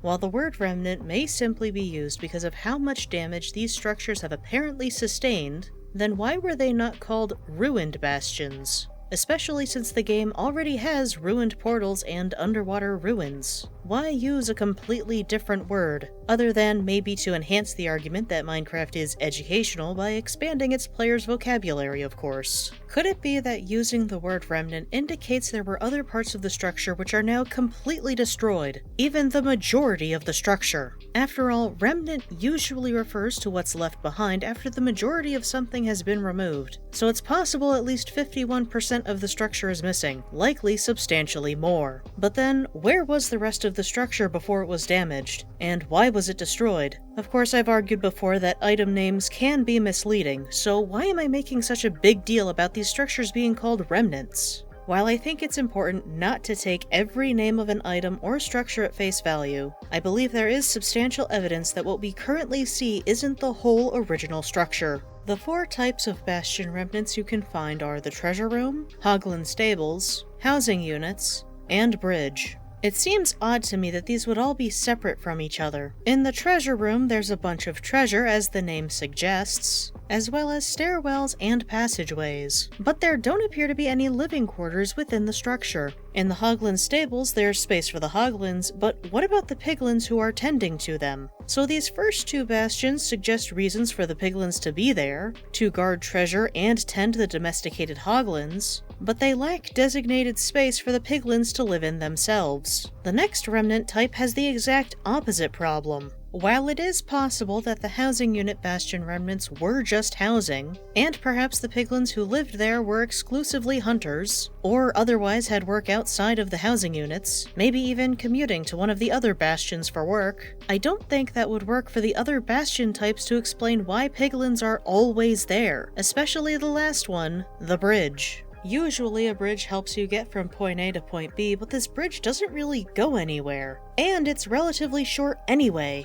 Why are the Piglins even here in this remnant? Sure, there is the odd block of gold in the walls, and the loot in the chests to be defended, but having guards on a bridge really only makes sense if the bridge leads to something more important than just more of the surrounding biome. I think you could make the argument that maybe all of the 4 Bastion remnants used to be connected together. As an example, maybe Hoglins stables and housing units formed a kind of city around the treasure room, especially since they both have portions that are very tall, and could thus form a wall to shield the city from the outside, with the bridge bastions being used as an entry point into the treasure room, or even just into the city so that its inhabitants would be safe, thanks to the guards stationed on the bridge. However, while I think this is a definite possibility, I also can't shake the feeling that something else may be missing from the bastions, in order for them to feel complete. Besides, a bastion in the real world is usually a defensive structure, so what were these bastions supposed to be protecting?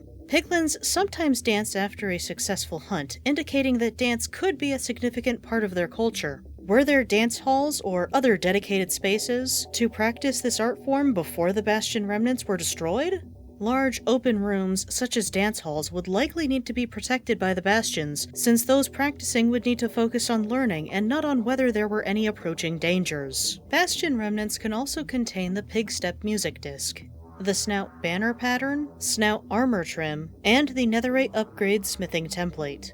However, I'm undecided as to whether these items are absolutely indicative of other piglin professions, especially since I'm fairly certain that the armor trims and upgrade templates are the work of the ancient builders. I can understand why, both for those reasons and others, people believe the piglins did not build the Bastion remnants. However, I still can't reconcile that idea with the fact that Bastion remnants do not contain horse armor, unlike nether fortresses and end cities. Consequently, I believe that ancient Piglin society included masons, or at least some other type of construction workers. The trouble is, there don't appear to be any such professions amongst modern Piglins, nor do there appear to be any appropriate work areas, such as workshops to turn blackstone into bricks. I believe this to be an additional reason to think there used to be substantially more to the Bastion remnants, as well as Piglin civilization in general. If we consider what a Bastion remnant has in our modern day, we may be able to see if we can figure out where the missing pieces are now. Even non-Bastion, Piglin-made structures could have been made with similar materials. While the 4 types of Bastion remnant vary in their size and shape, all of them contain gold,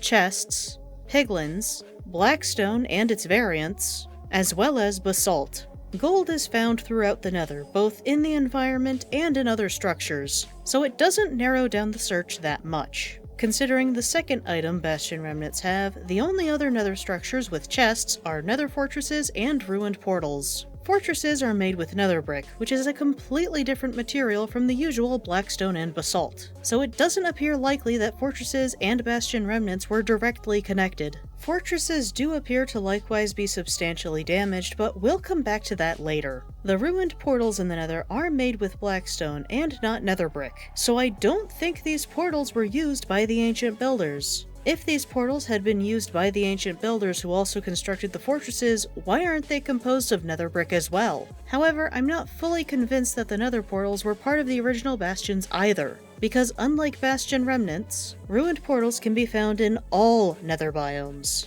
even including the basalt deltas. Besides, while chests are fireproof, they aren't explosion-proof. So it's possible that any chests could have been completely destroyed if a sufficiently destructive weapon was used. Moving on to the next criteria, Piglins spawn in the Crimson Forests, Nether Wastes, and of course Bastion remnants. It makes sense that Piglins would be in the Crimson Forests, since that's where they are able to hunt Hoglins for food. As for the Nether Wastes, they could be patrolling the area to look out for dangers to their community, and even look for other food sources. And if Bastion remnants really are the only remaining buildings from ancient Piglin society, it makes sense why they would continue to dwell there. Piglins run away from Soulfire, so it makes sense why they don't spawn in the Soulsand Valley. And since Hoglins run away from warped fungi, it also makes sense why Piglins wouldn't bother patrolling the warped forests since they know there's no food there to hunt. And if you accept my previous videos outlining how interdimensional energy devastated the Nether's ecosystem, that's even more of a reason for the Piglins to avoid these last 2 biomes. And that leaves us with the 5th and final Nether biome, the Basalt Deltas. As the name suggests, the biome is filled with basalt, a key part of modern-day Bastion remnants. They also have large amounts of blackstone, much more than the occasional blob you find in all of the other Nether biomes. However, neither Piglins nor Bastion remnants are meant to generate in this biome. Yes, you will occasionally find a Bastion remnant which is partially in the Basalt Deltas, but that's because the structure started generating in another biome. There's something else about Basalt Deltas that makes them very interesting when considering Bastion remnants. While not all Bastion remnants have a mob spawner, the Treasure Room Bastion remnant does. and that specific hostile mob is closely associated with the Basalt Deltas. And yes, I know this is meant to be a peaceful mode perspective on Minecraft lore, but the spawner generates in the Bastion Remnant regardless of difficulty level, so I think this is a reasonable detour to make. Especially since I was already suspicious of the Basalt Deltas for a reason I will get to shortly.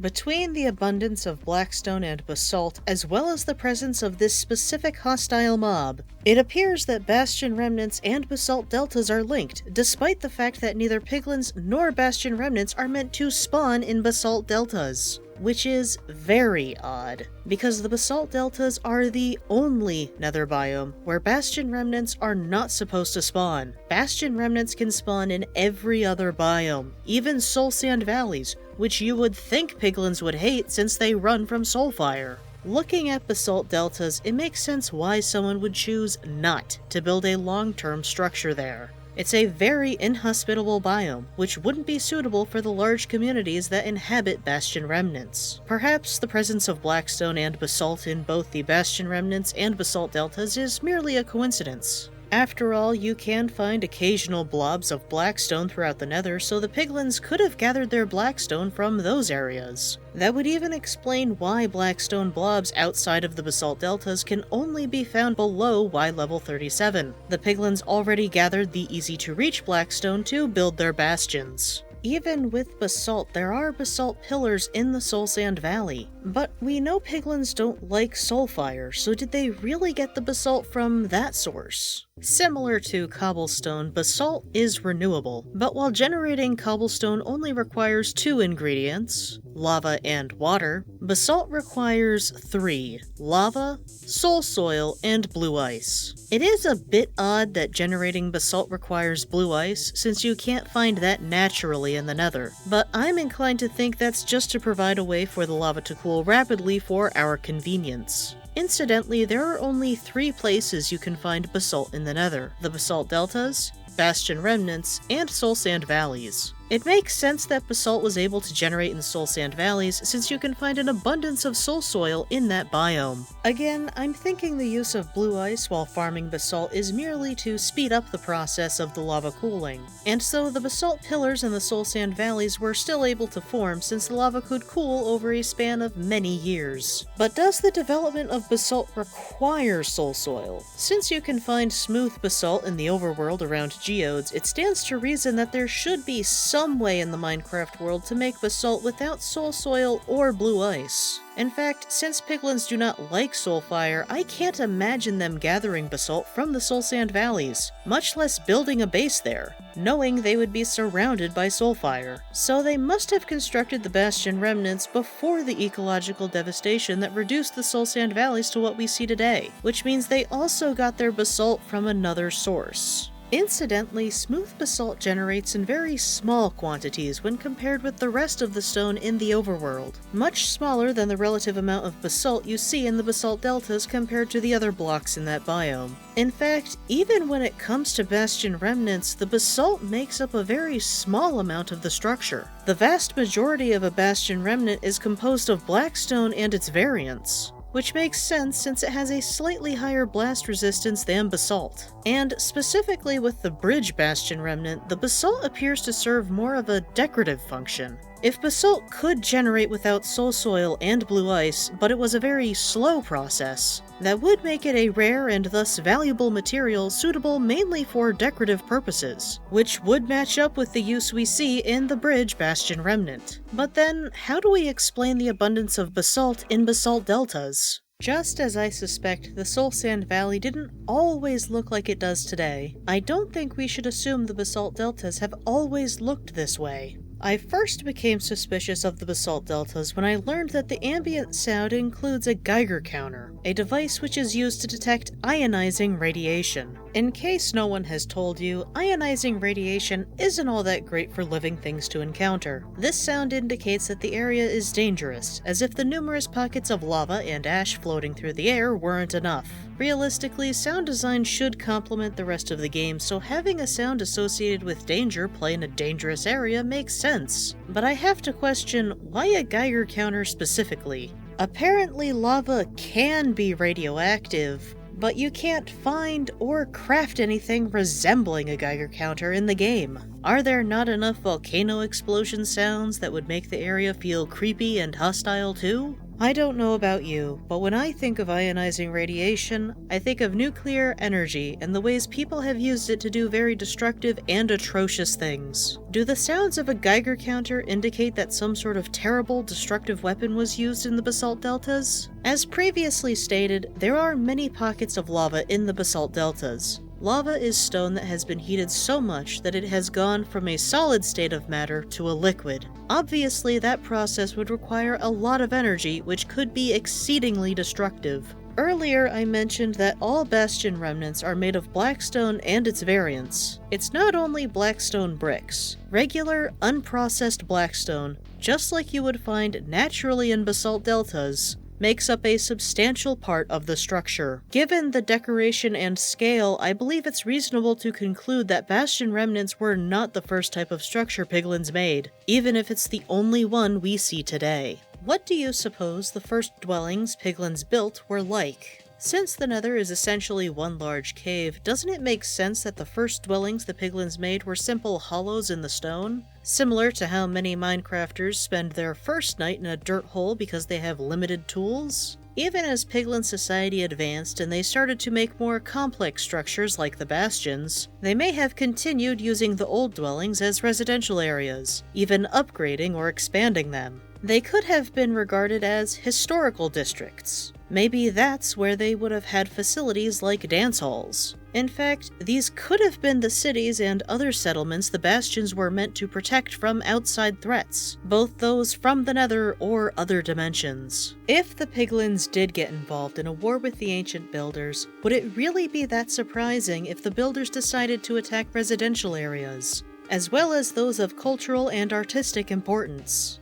If they had the knowledge and power to construct beings like the Ender Dragon, is it difficult to believe they would have a weapon strong enough to turn stone to lava? But then what about the abundance of basalt? A lot of time could have passed since the surrounding rock had been heated into lava, but there is no soul soil, not even soul sand. But was that always the case? As I've suggested in a previous video, I believe soul soil is not only infused with interdimensional energy, but also with the organic matter from plants and animals which died as a result of interdimensional energy exposure. If the Piglins also had things like gardens or houseplants in their residences that could have supplied sufficient organic matter for soul soil to form, especially if the weapons the ancient builders had used against the Piglins were powered by interdimensional energy. Based on the state of Bastion remnants and Piglin society today, it would seem that this conflict must have taken place a while ago. So it would seem there could have been sufficient time for the basalt to form without the aid of blue ice. However, I think it is also possible that the area could have been artificially cooled.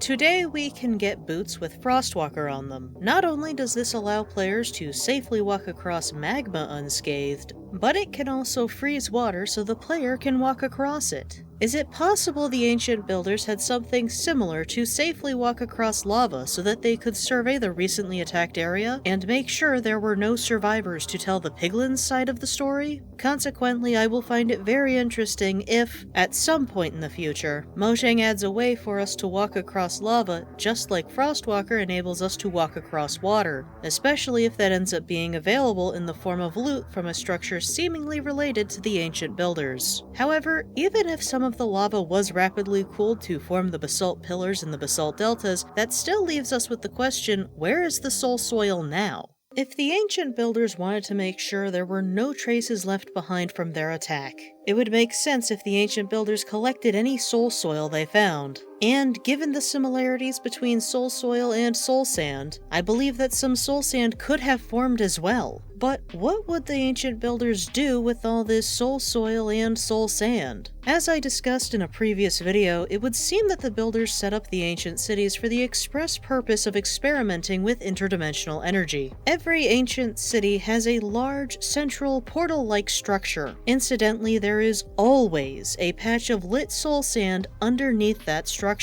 Is this where the soul sand went? But what about the soul soil? Ancient cities also contain a multitude of soul lanterns, and you can even find soul torches in some chests. Soul lanterns and torches can be made not just using soul sand, but also using soul soil. But then, why do nether fortresses spawn in basalt deltas? Nether fortresses are a much older feature in the game, so perhaps this is merely an oversight. Except they did add the rib armor trim to the nether fortresses, so shouldn't they have remembered to block fortresses from spawning in basalt deltas if it was important? I've seen others theorize that nether fortresses served as high-speed roadways to reach parts of the overworld more efficiently. But then, shouldn't there be ruined nether portals in the fortresses? Or at the very least, shouldn't we find ruined nether portals made with nether bricks? Why do we only see ruined portals with blackstone, a material linked to the Piglins? In previous videos, I've explained why I believe the warped forests and soul sand valleys show that ecological devastation occurred as a result of the builders' activities. The Piglins could have felt betrayed and very angry upon learning what interdimensional energy contamination was doing to their home. Whether the Piglins attacked first or not, I believe the builders ultimately determined their business arrangement with the Piglins had run its course, and it was time to make sure no one in the overworld learned the truth about what they had done to the Nether. To that end, they destroyed the vast majority of Piglin civilization, producing the wasteland we know today as the Basalt Deltas. The bastions which defended Piglin society were newer, and perhaps more sturdily built, but only a small fraction of them could barely withstand the attack. The only survivors were the few Piglins who just so happened to be in the parts of the bastions which weren't completely obliterated. How could those few Piglins possibly wage a full-blown war against the ancient builders? With the Piglin cities out of the way, the builders were now free to build additional fortresses right over the liquefied stone. And if the surviving Piglins ever did become a problem, the ancient builders could just destroy their nether portals and return to the overworld. That way, no one could come from the nether to relate what had happened, and no one from the overworld could go to the nether to find out the truth. But the ancient builders underestimated just how determined those few Piglins were. They may have lost almost everyone and everything they held dear, but they did not give up. Whether it was a desire for revenge or simply to stop the builders from destroying another dimension, those few Piglins staged a counterattack. Using the diamond pickaxes the ancient builders had left behind, the Piglins salvaged whatever obsidian was left from the builders' fortress portals, as well as some blackstone from the rubble of Piglin civilization. With these materials, they built their own portals to follow the ancient builders to the overworld. If the Piglins indeed made these portals with the intention of retaliating against the ancient builders, it would explain why you can find armor, weapons, and food in the chests. Of course, the explanation could be much less sinister. Maybe the Piglins avoid the basalt deltas because they've always been hazardous, whereas the ancient builders, with their advanced technology and the fact that they were only building travel routes and not long-term residences, didn't mind building in the basalt deltas. But then we wouldn't have an explanation for what happened to Bastion remnants. Why Mojang decided to use a Geiger counter for the basalt delta's ambient noises, instead of only more traditional volcano sounds. Why the Treasure Bastion mob spawner and basalt deltas feature the same hostile mob, as well as why ruined portals are made with blackstone and not nether brick. If you have other theories, feel free to share them in the comments below. For now, this explanation makes the most sense to me. But what was happening in the overworld at this time and shortly afterward? Let's look at a mob that, until very recently, could be encountered in peaceful mode under the right conditions. Contrary to what you might expect, there was a time when some Illagers could spawn in peaceful mode. However, you wouldn't find them patrolling the overworld's many biomes, or even at the pillager outposts. The only location where Illagers could spawn was inside of a woodland mansion, and they only spawned once. When the removal of Illagers from peaceful mode was announced, I had considered scrapping this video altogether. In fact, I've restarted writing this script about 4 separate times before I could get my thoughts to an at least semi-coherent state. However, even if Illagers no longer spawn in peaceful mode, their associated structures still do. Even if someone only had knowledge of what strictly exists in peaceful mode, they could still connect woodland mansions and pillager outposts as being made by the same group. The least ambiguous connection is found in the similarities between the banners found on outposts and some of the wool decorations in the woodland mansions. Both appear to represent a face similar to that of a villager, but with grayish skin. The main difference of note is that while the wool in the mansion shows green eyes, the banners seem to depict cyan eyes instead. But even with the difference in eye color, these appear to be representing members of the same group, proving these structures are related. Both structures also feature capture delays, but we'll come back to that later. Of course, neither of these similarities are likely to be the first thing you notice that both mansions and outposts have in common. Both structures prominently feature dark oak, a building material not seen in many other structures. And while woodland mansions are supposed to mainly generate in roofed forests where there is an abundance of dark oak, outposts can spawn pretty much anywhere in the overworld regardless of how close the nearest supply of dark oak is. Perhaps this indicates that the pillagers greatly valued dark oak and took it with them wherever they went. Or maybe they over-harvested dark oak trees and that is why it is now only found in roofed forests.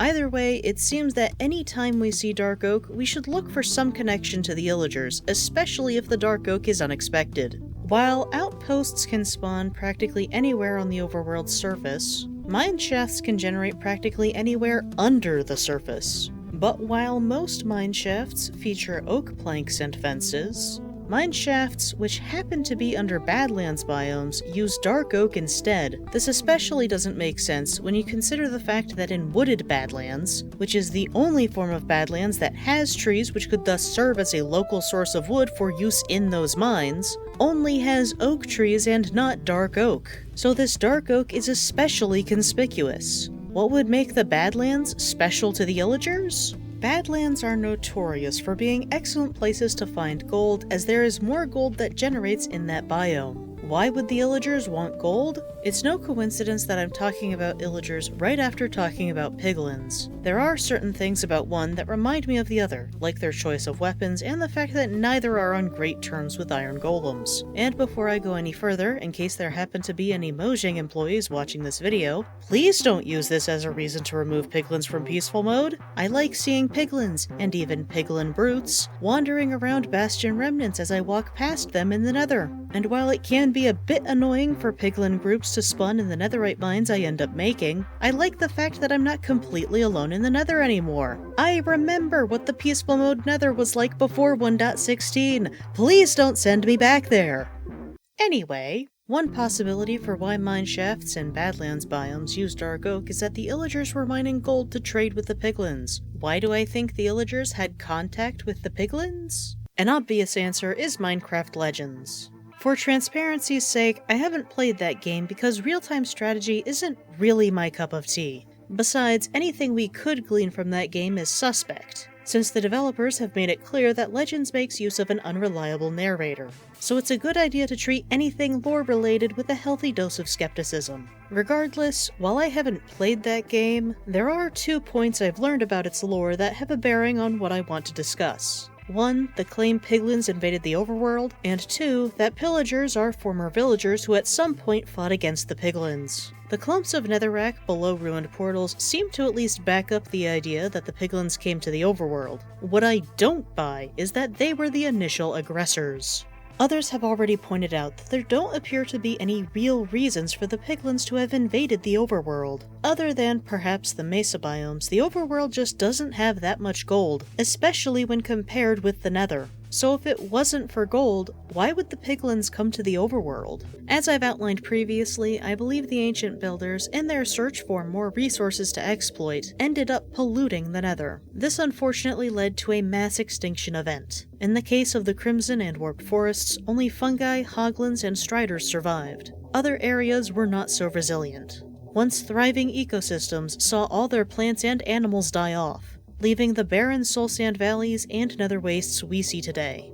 Whether or not the Piglins attacked the ancient builders at this point, I do not know for certain. What I am confident in is that the builders believed it prudent to make sure there were few to no witnesses, and so they completely obliterated the vast majority of Piglin civilization, leaving the crumbling bastion remnants and smoldering basalt deltas in their wake. I believe this is the point at which the Piglins would have cobbled together obsidian portals with the intention of either getting revenge on the builders or letting those in the overworld know what had been done to the Nether. But this is where things get a bit strange. Piglins cannot stay in the overworld for more than a few seconds. In peaceful mode, both Piglins and Hoglins tremble for a bit and then completely disappear, and they really don't fare that much better in the other difficulty levels. But that doesn't appear to be the case in Legends. So either Legends is lying about the Piglins again, or it's an indication that Piglins were at one point able to be in the overworld without issue.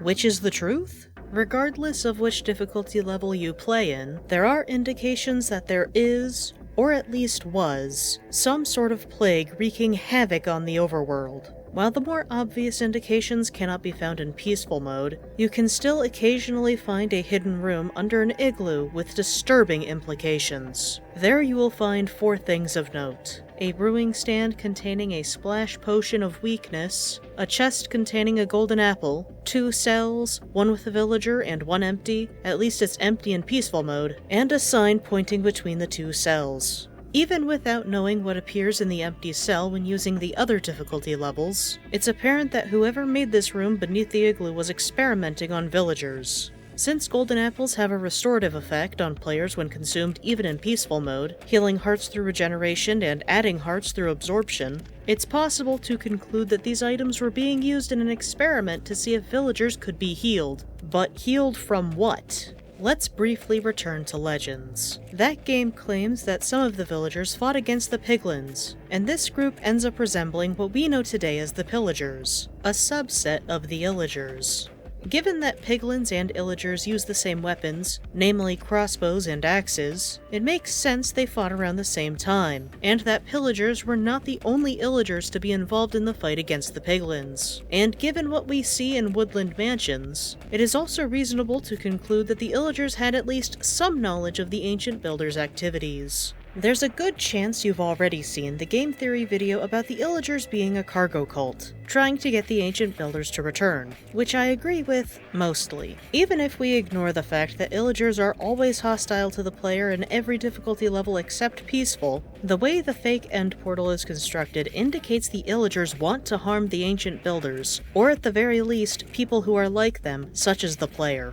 In addition to the green and orange wool which mimic the end portal, and its accompanying lava pool, there is a chest sandwiched between 2 blocks of TNT. But this chest is a trapped chest, so anyone who opens it is in for a profoundly unpleasant surprise. Since so many of the other structures associated with the ancient builders have chests containing valuable items, isn't it reasonable to think this trapped chest is meant to serve as some sort of bait? But I struggle to think of how the Illagers could have gained so much knowledge about the ancient builders and their activities if they were always hostile to them. So there must have been a time when they at least cooperated with each other. The apparent war with the Piglins seems the most likely time. So if the Illagers did initially cooperate with the builders, what went wrong? The name Illagers contains the word ill, and I suspect this wordplay is not just meant to convey their ill intent towards villagers. While the eye color and clothing worn may differ between the various types of illager, they all share one thing in common: grayish skin, which is very different from the tan we see in villagers. What happened to the Illagers to turn their skin gray? This isn't the first time we've discussed a Minecraft mob having discolored skin. Previously, I have explained how the seemingly discolored and peeling skin on Striders could be an unfortunate side effect of interdimensional energy contamination in the Nether. And since the banners on Pillager outposts depict Illagers with cyan eyes, which is the same color as the particles in the end portal and the warped fungi in the Nether, I believe this indicates the Illagers were likewise exposed to interdimensional energy, and suffered grievous harm as a result. How would they have been exposed to interdimensional energy? If, in the course of fighting the Piglins, the Pillagers pursued them back through the Nether portals and into the Nether, it's likely they encountered areas which were severely impacted by interdimensional energy pollution, especially the warped forests and the soul sand valleys. Even with their reduced numbers, the Piglins would have had a sort of home field advantage by virtue of the fighting being back in the Nether. Given that Piglins mostly stay out of warped forests and soul sand valleys, the Pillagers may have believed it advantageous to stick to those biomes in spite of the pollution. Of course, if interdimensional energy exposure causes side effects similar to radiation poisoning, staying in these polluted areas would, in time, lead to serious illness. Isn't it interesting that there are no baby Illagers? And don't tell me it's because Mojang doesn't want you to fight babies. I know that baby Piglins aren't peaceful in the other difficulty levels, not to mention the other baby versions of hostile mobs. Radiation can make people sterile, so did interdimensional energy exposure make the Illagers sterile? In addition to explaining why there are no baby Illagers, this could have also explained why Illagers did not respawn in the woodland mansions in peaceful mode despite previously generating with the structure. Of course, now that Illagers no longer spawn in peaceful at all, that last point doesn't seem quite as relevant.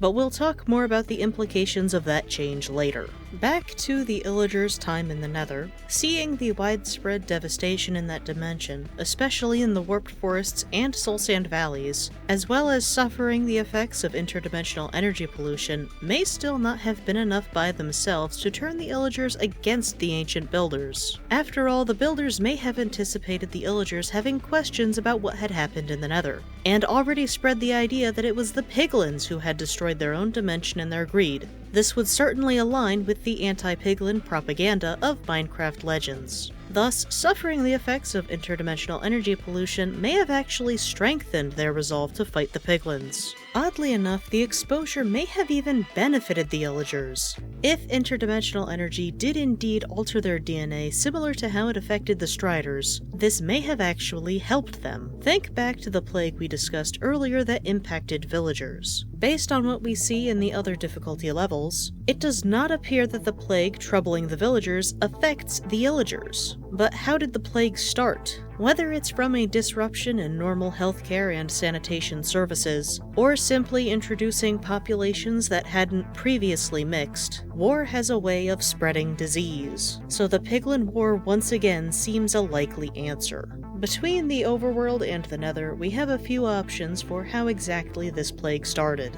The Nether is very hot, so it's likely any diseases from the overworld would not last long in that dimension. However, while the Piglins were in the overworld, their immune systems might not have been able to handle these novel pathogens. That would explain why Piglins are unable to stay in the overworld. However, it doesn't explain why villagers were also in need of a cure, since it doesn't appear that Piglins can host the disease long enough for it to mutate and thus change enough to be a problem for villagers. However, if a disease from the Nether followed the Piglins or even the Illagers to the overworld and made the villagers sick, it could have mutated inside the villagers and then became a problem for the Piglins as well. There is also the possibility that the builders, with their advanced technology, experimented with making a disease more dangerous to the Piglins, with the intention of halting their advances into the overworld. Of course, since this disease was now stronger, it greatly impacted the villagers as well. But the start of the plague isn't as crucial as the builders' response.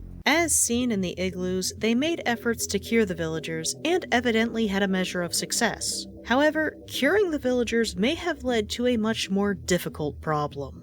The article entitled Meet the Pillagers indicates the pillagers, and perhaps by extension all Illagers, are jealous of the villagers. And while the article does specify that they are jealous of the villagers' lifestyle, that's still a pretty open-ended explanation, so I'm inclined to believe there is at least a bit of truth to this. But why would the Illagers be jealous of the villagers? Is it really as simple as the pillagers being upset about having to fight against the Piglins and go into the Nether, while the villagers got to stay home in the overworld protected by the iron golems? It could be part of the problem, but I don't think it's the whole story. While we can find the hidden rooms under igloos as evidence the builders cared about curing the villagers, we do not find such evidence of them trying to cure the pillagers from the effects of interdimensional energy exposure. Are the pillagers, and thus all Illagers, jealous because the builders made attempts to cure the villagers of the plague, but not the Illagers of their sickness? How would you feel if you sacrificed your safety, time, and health to fight against the Piglins to save the overworld?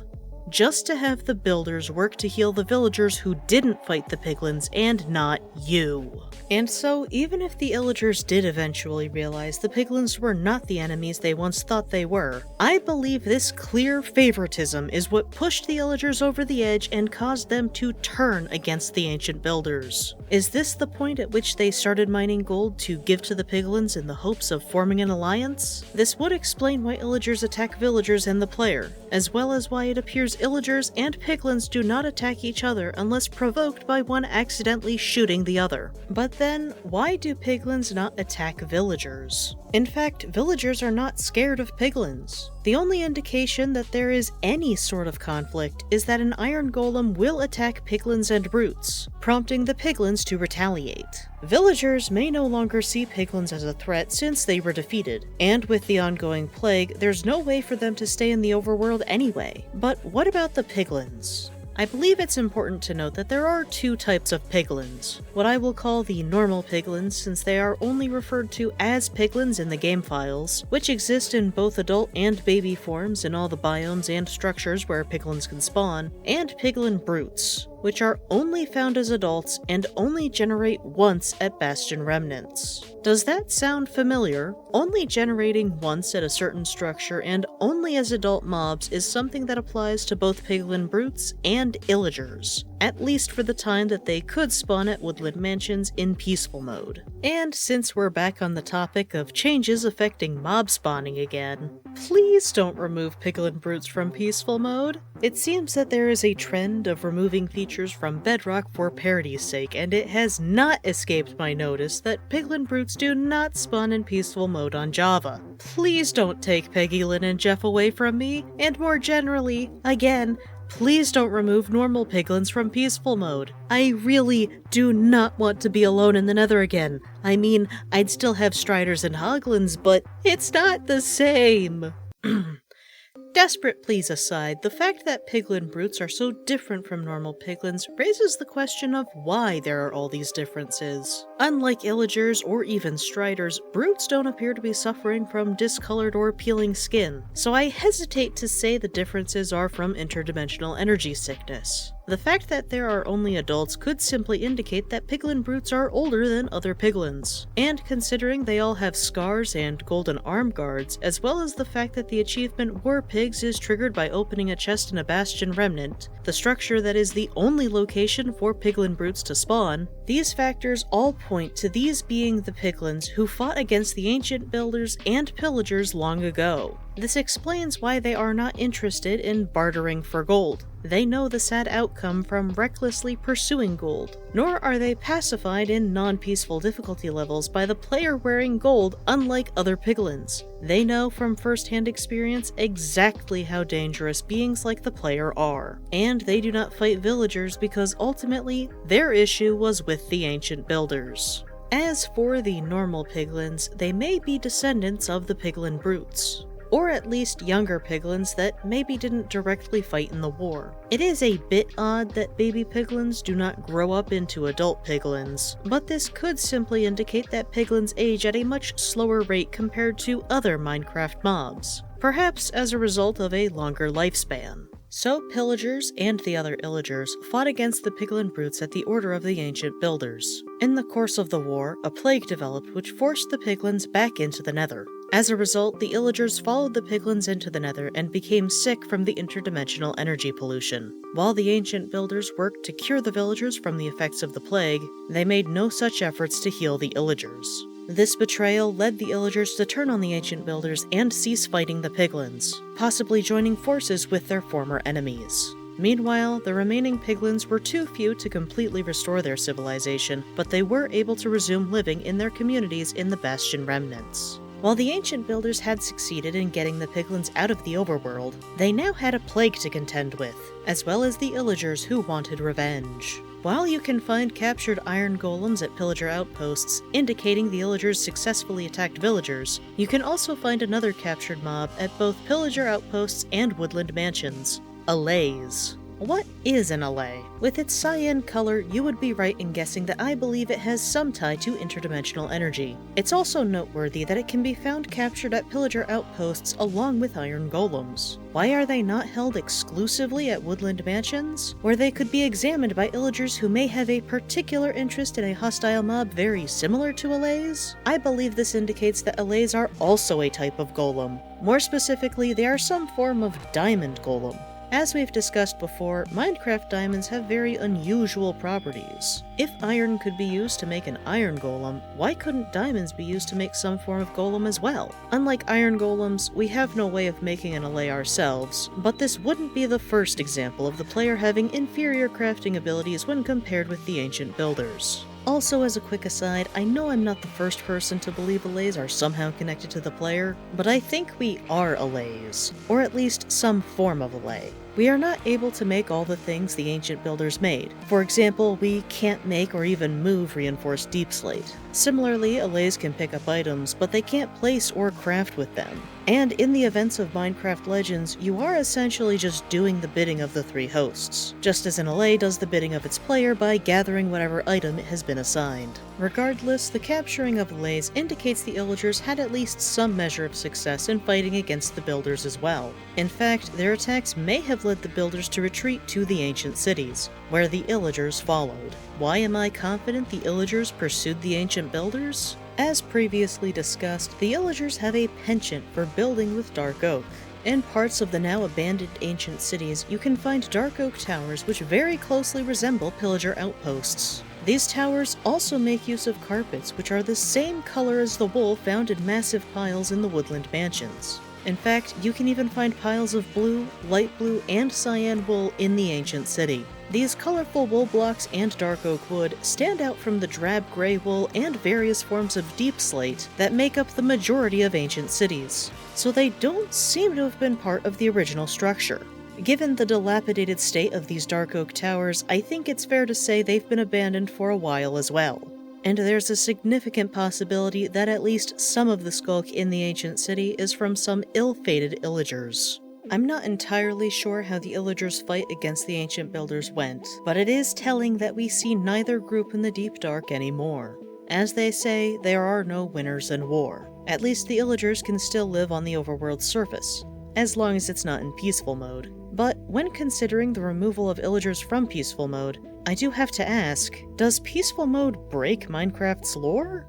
It's been over 2 years since I started this series outlining how I make sense of Minecraft's lore while playing peaceful mode. And with each additional video, not only do I question if it's reasonable to ask someone to listen to me rant for the length of this playlist, but I also have to wonder if what I'm doing makes sense given how many mobs don't spawn in peaceful mode, even being removed from it in the case of the Illagers. Thus far, a lot of this series touches on some dark and heavy stuff, and at some point I lost much of the excitement I first had when I started working on this series. I'm not saying I'll never make another lore video, but this will be the last one for a while. Besides, I think this series provides a sizable base on which to build any future lore series. But before we wrap up, there is one final piece of evidence that I would like to share with you that I believe legitimizes peaceful mode's place in Minecraft lore.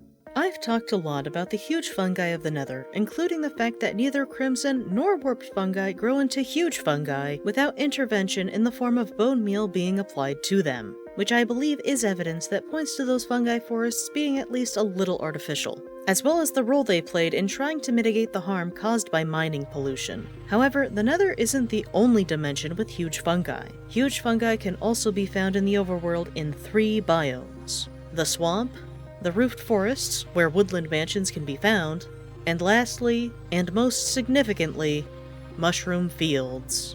There's a couple of reasons why the mushroom fields are remarkable as a biome. As previously stated, they are one of the few overworld biomes where huge mushrooms generate naturally, and with the exception of some lush green patches, the ground is covered with mycelium, a fungi-infused block unique to this biome.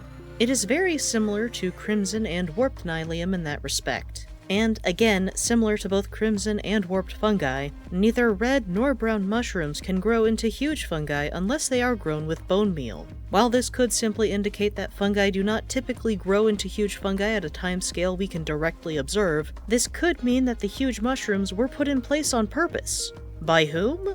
As much as I have criticized the ancient builders for their apparent recklessness in extracting resources, it is possible they did try to remedy at least some of the pollution they caused in the overworld. As previously discussed, 2 articles on Minecraft's website highlight that mushrooms can be used to mitigate pollution. And since those 2 articles are related to the Nether, I believe the forests of huge Nether fungi were used to clean up some of the pollution from the Piglins Netherite mining. It seems reasonable to me to conclude that mushrooms were used for a similar purpose in the mushroom fields. However, there's something else that makes mushroom fields unique from all other overworld biomes. No hostile mobs can spawn here in any difficulty level. In that way, mushroom fields do what peaceful mode does. Incidentally, if getting rid of pollution means there are no more hostile mobs, then peaceful mode could represent a point where the overworld is less polluted.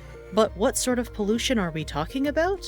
Given that Illagers no longer exist in peaceful mode at all, and they were significantly poisoned by interdimensional energy exposure themselves, this could indicate that there is less of that type of pollution. And given how many theories exist about certain hostile mobs being made by the ancient builders, those hostile mobs may be powered by, or at the very least influenced by, that very same interdimensional energy. And this is why, though I agree that the Nether is very sad and somber, with the apparent destruction of the vast majority of Piglin civilization, and the collapse of the Nether's natural ecosystem, I still think it's also encouraging. Because while mushroom fields are only occupied by mushrooms, the Crimson Forests are still able to sustain Hoglins and by extension Piglins. And even though they are a bit miserable outside of lava, striders can still be found throughout the Nether. And yes, Piglins no longer have the vast sprawling civilization they used to, but they continue to persist, preserving their culture through Hoglin hunts and dance.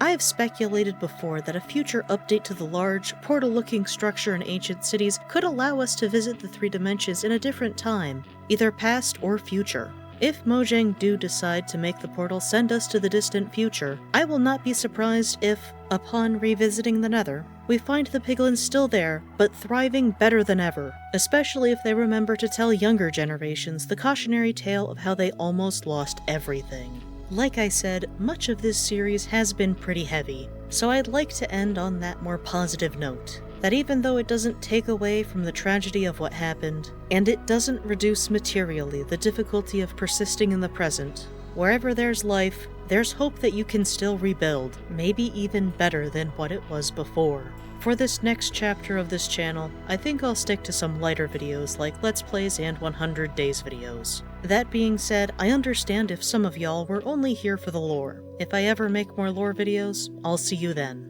But regardless of which camp you're in, until next time, take care.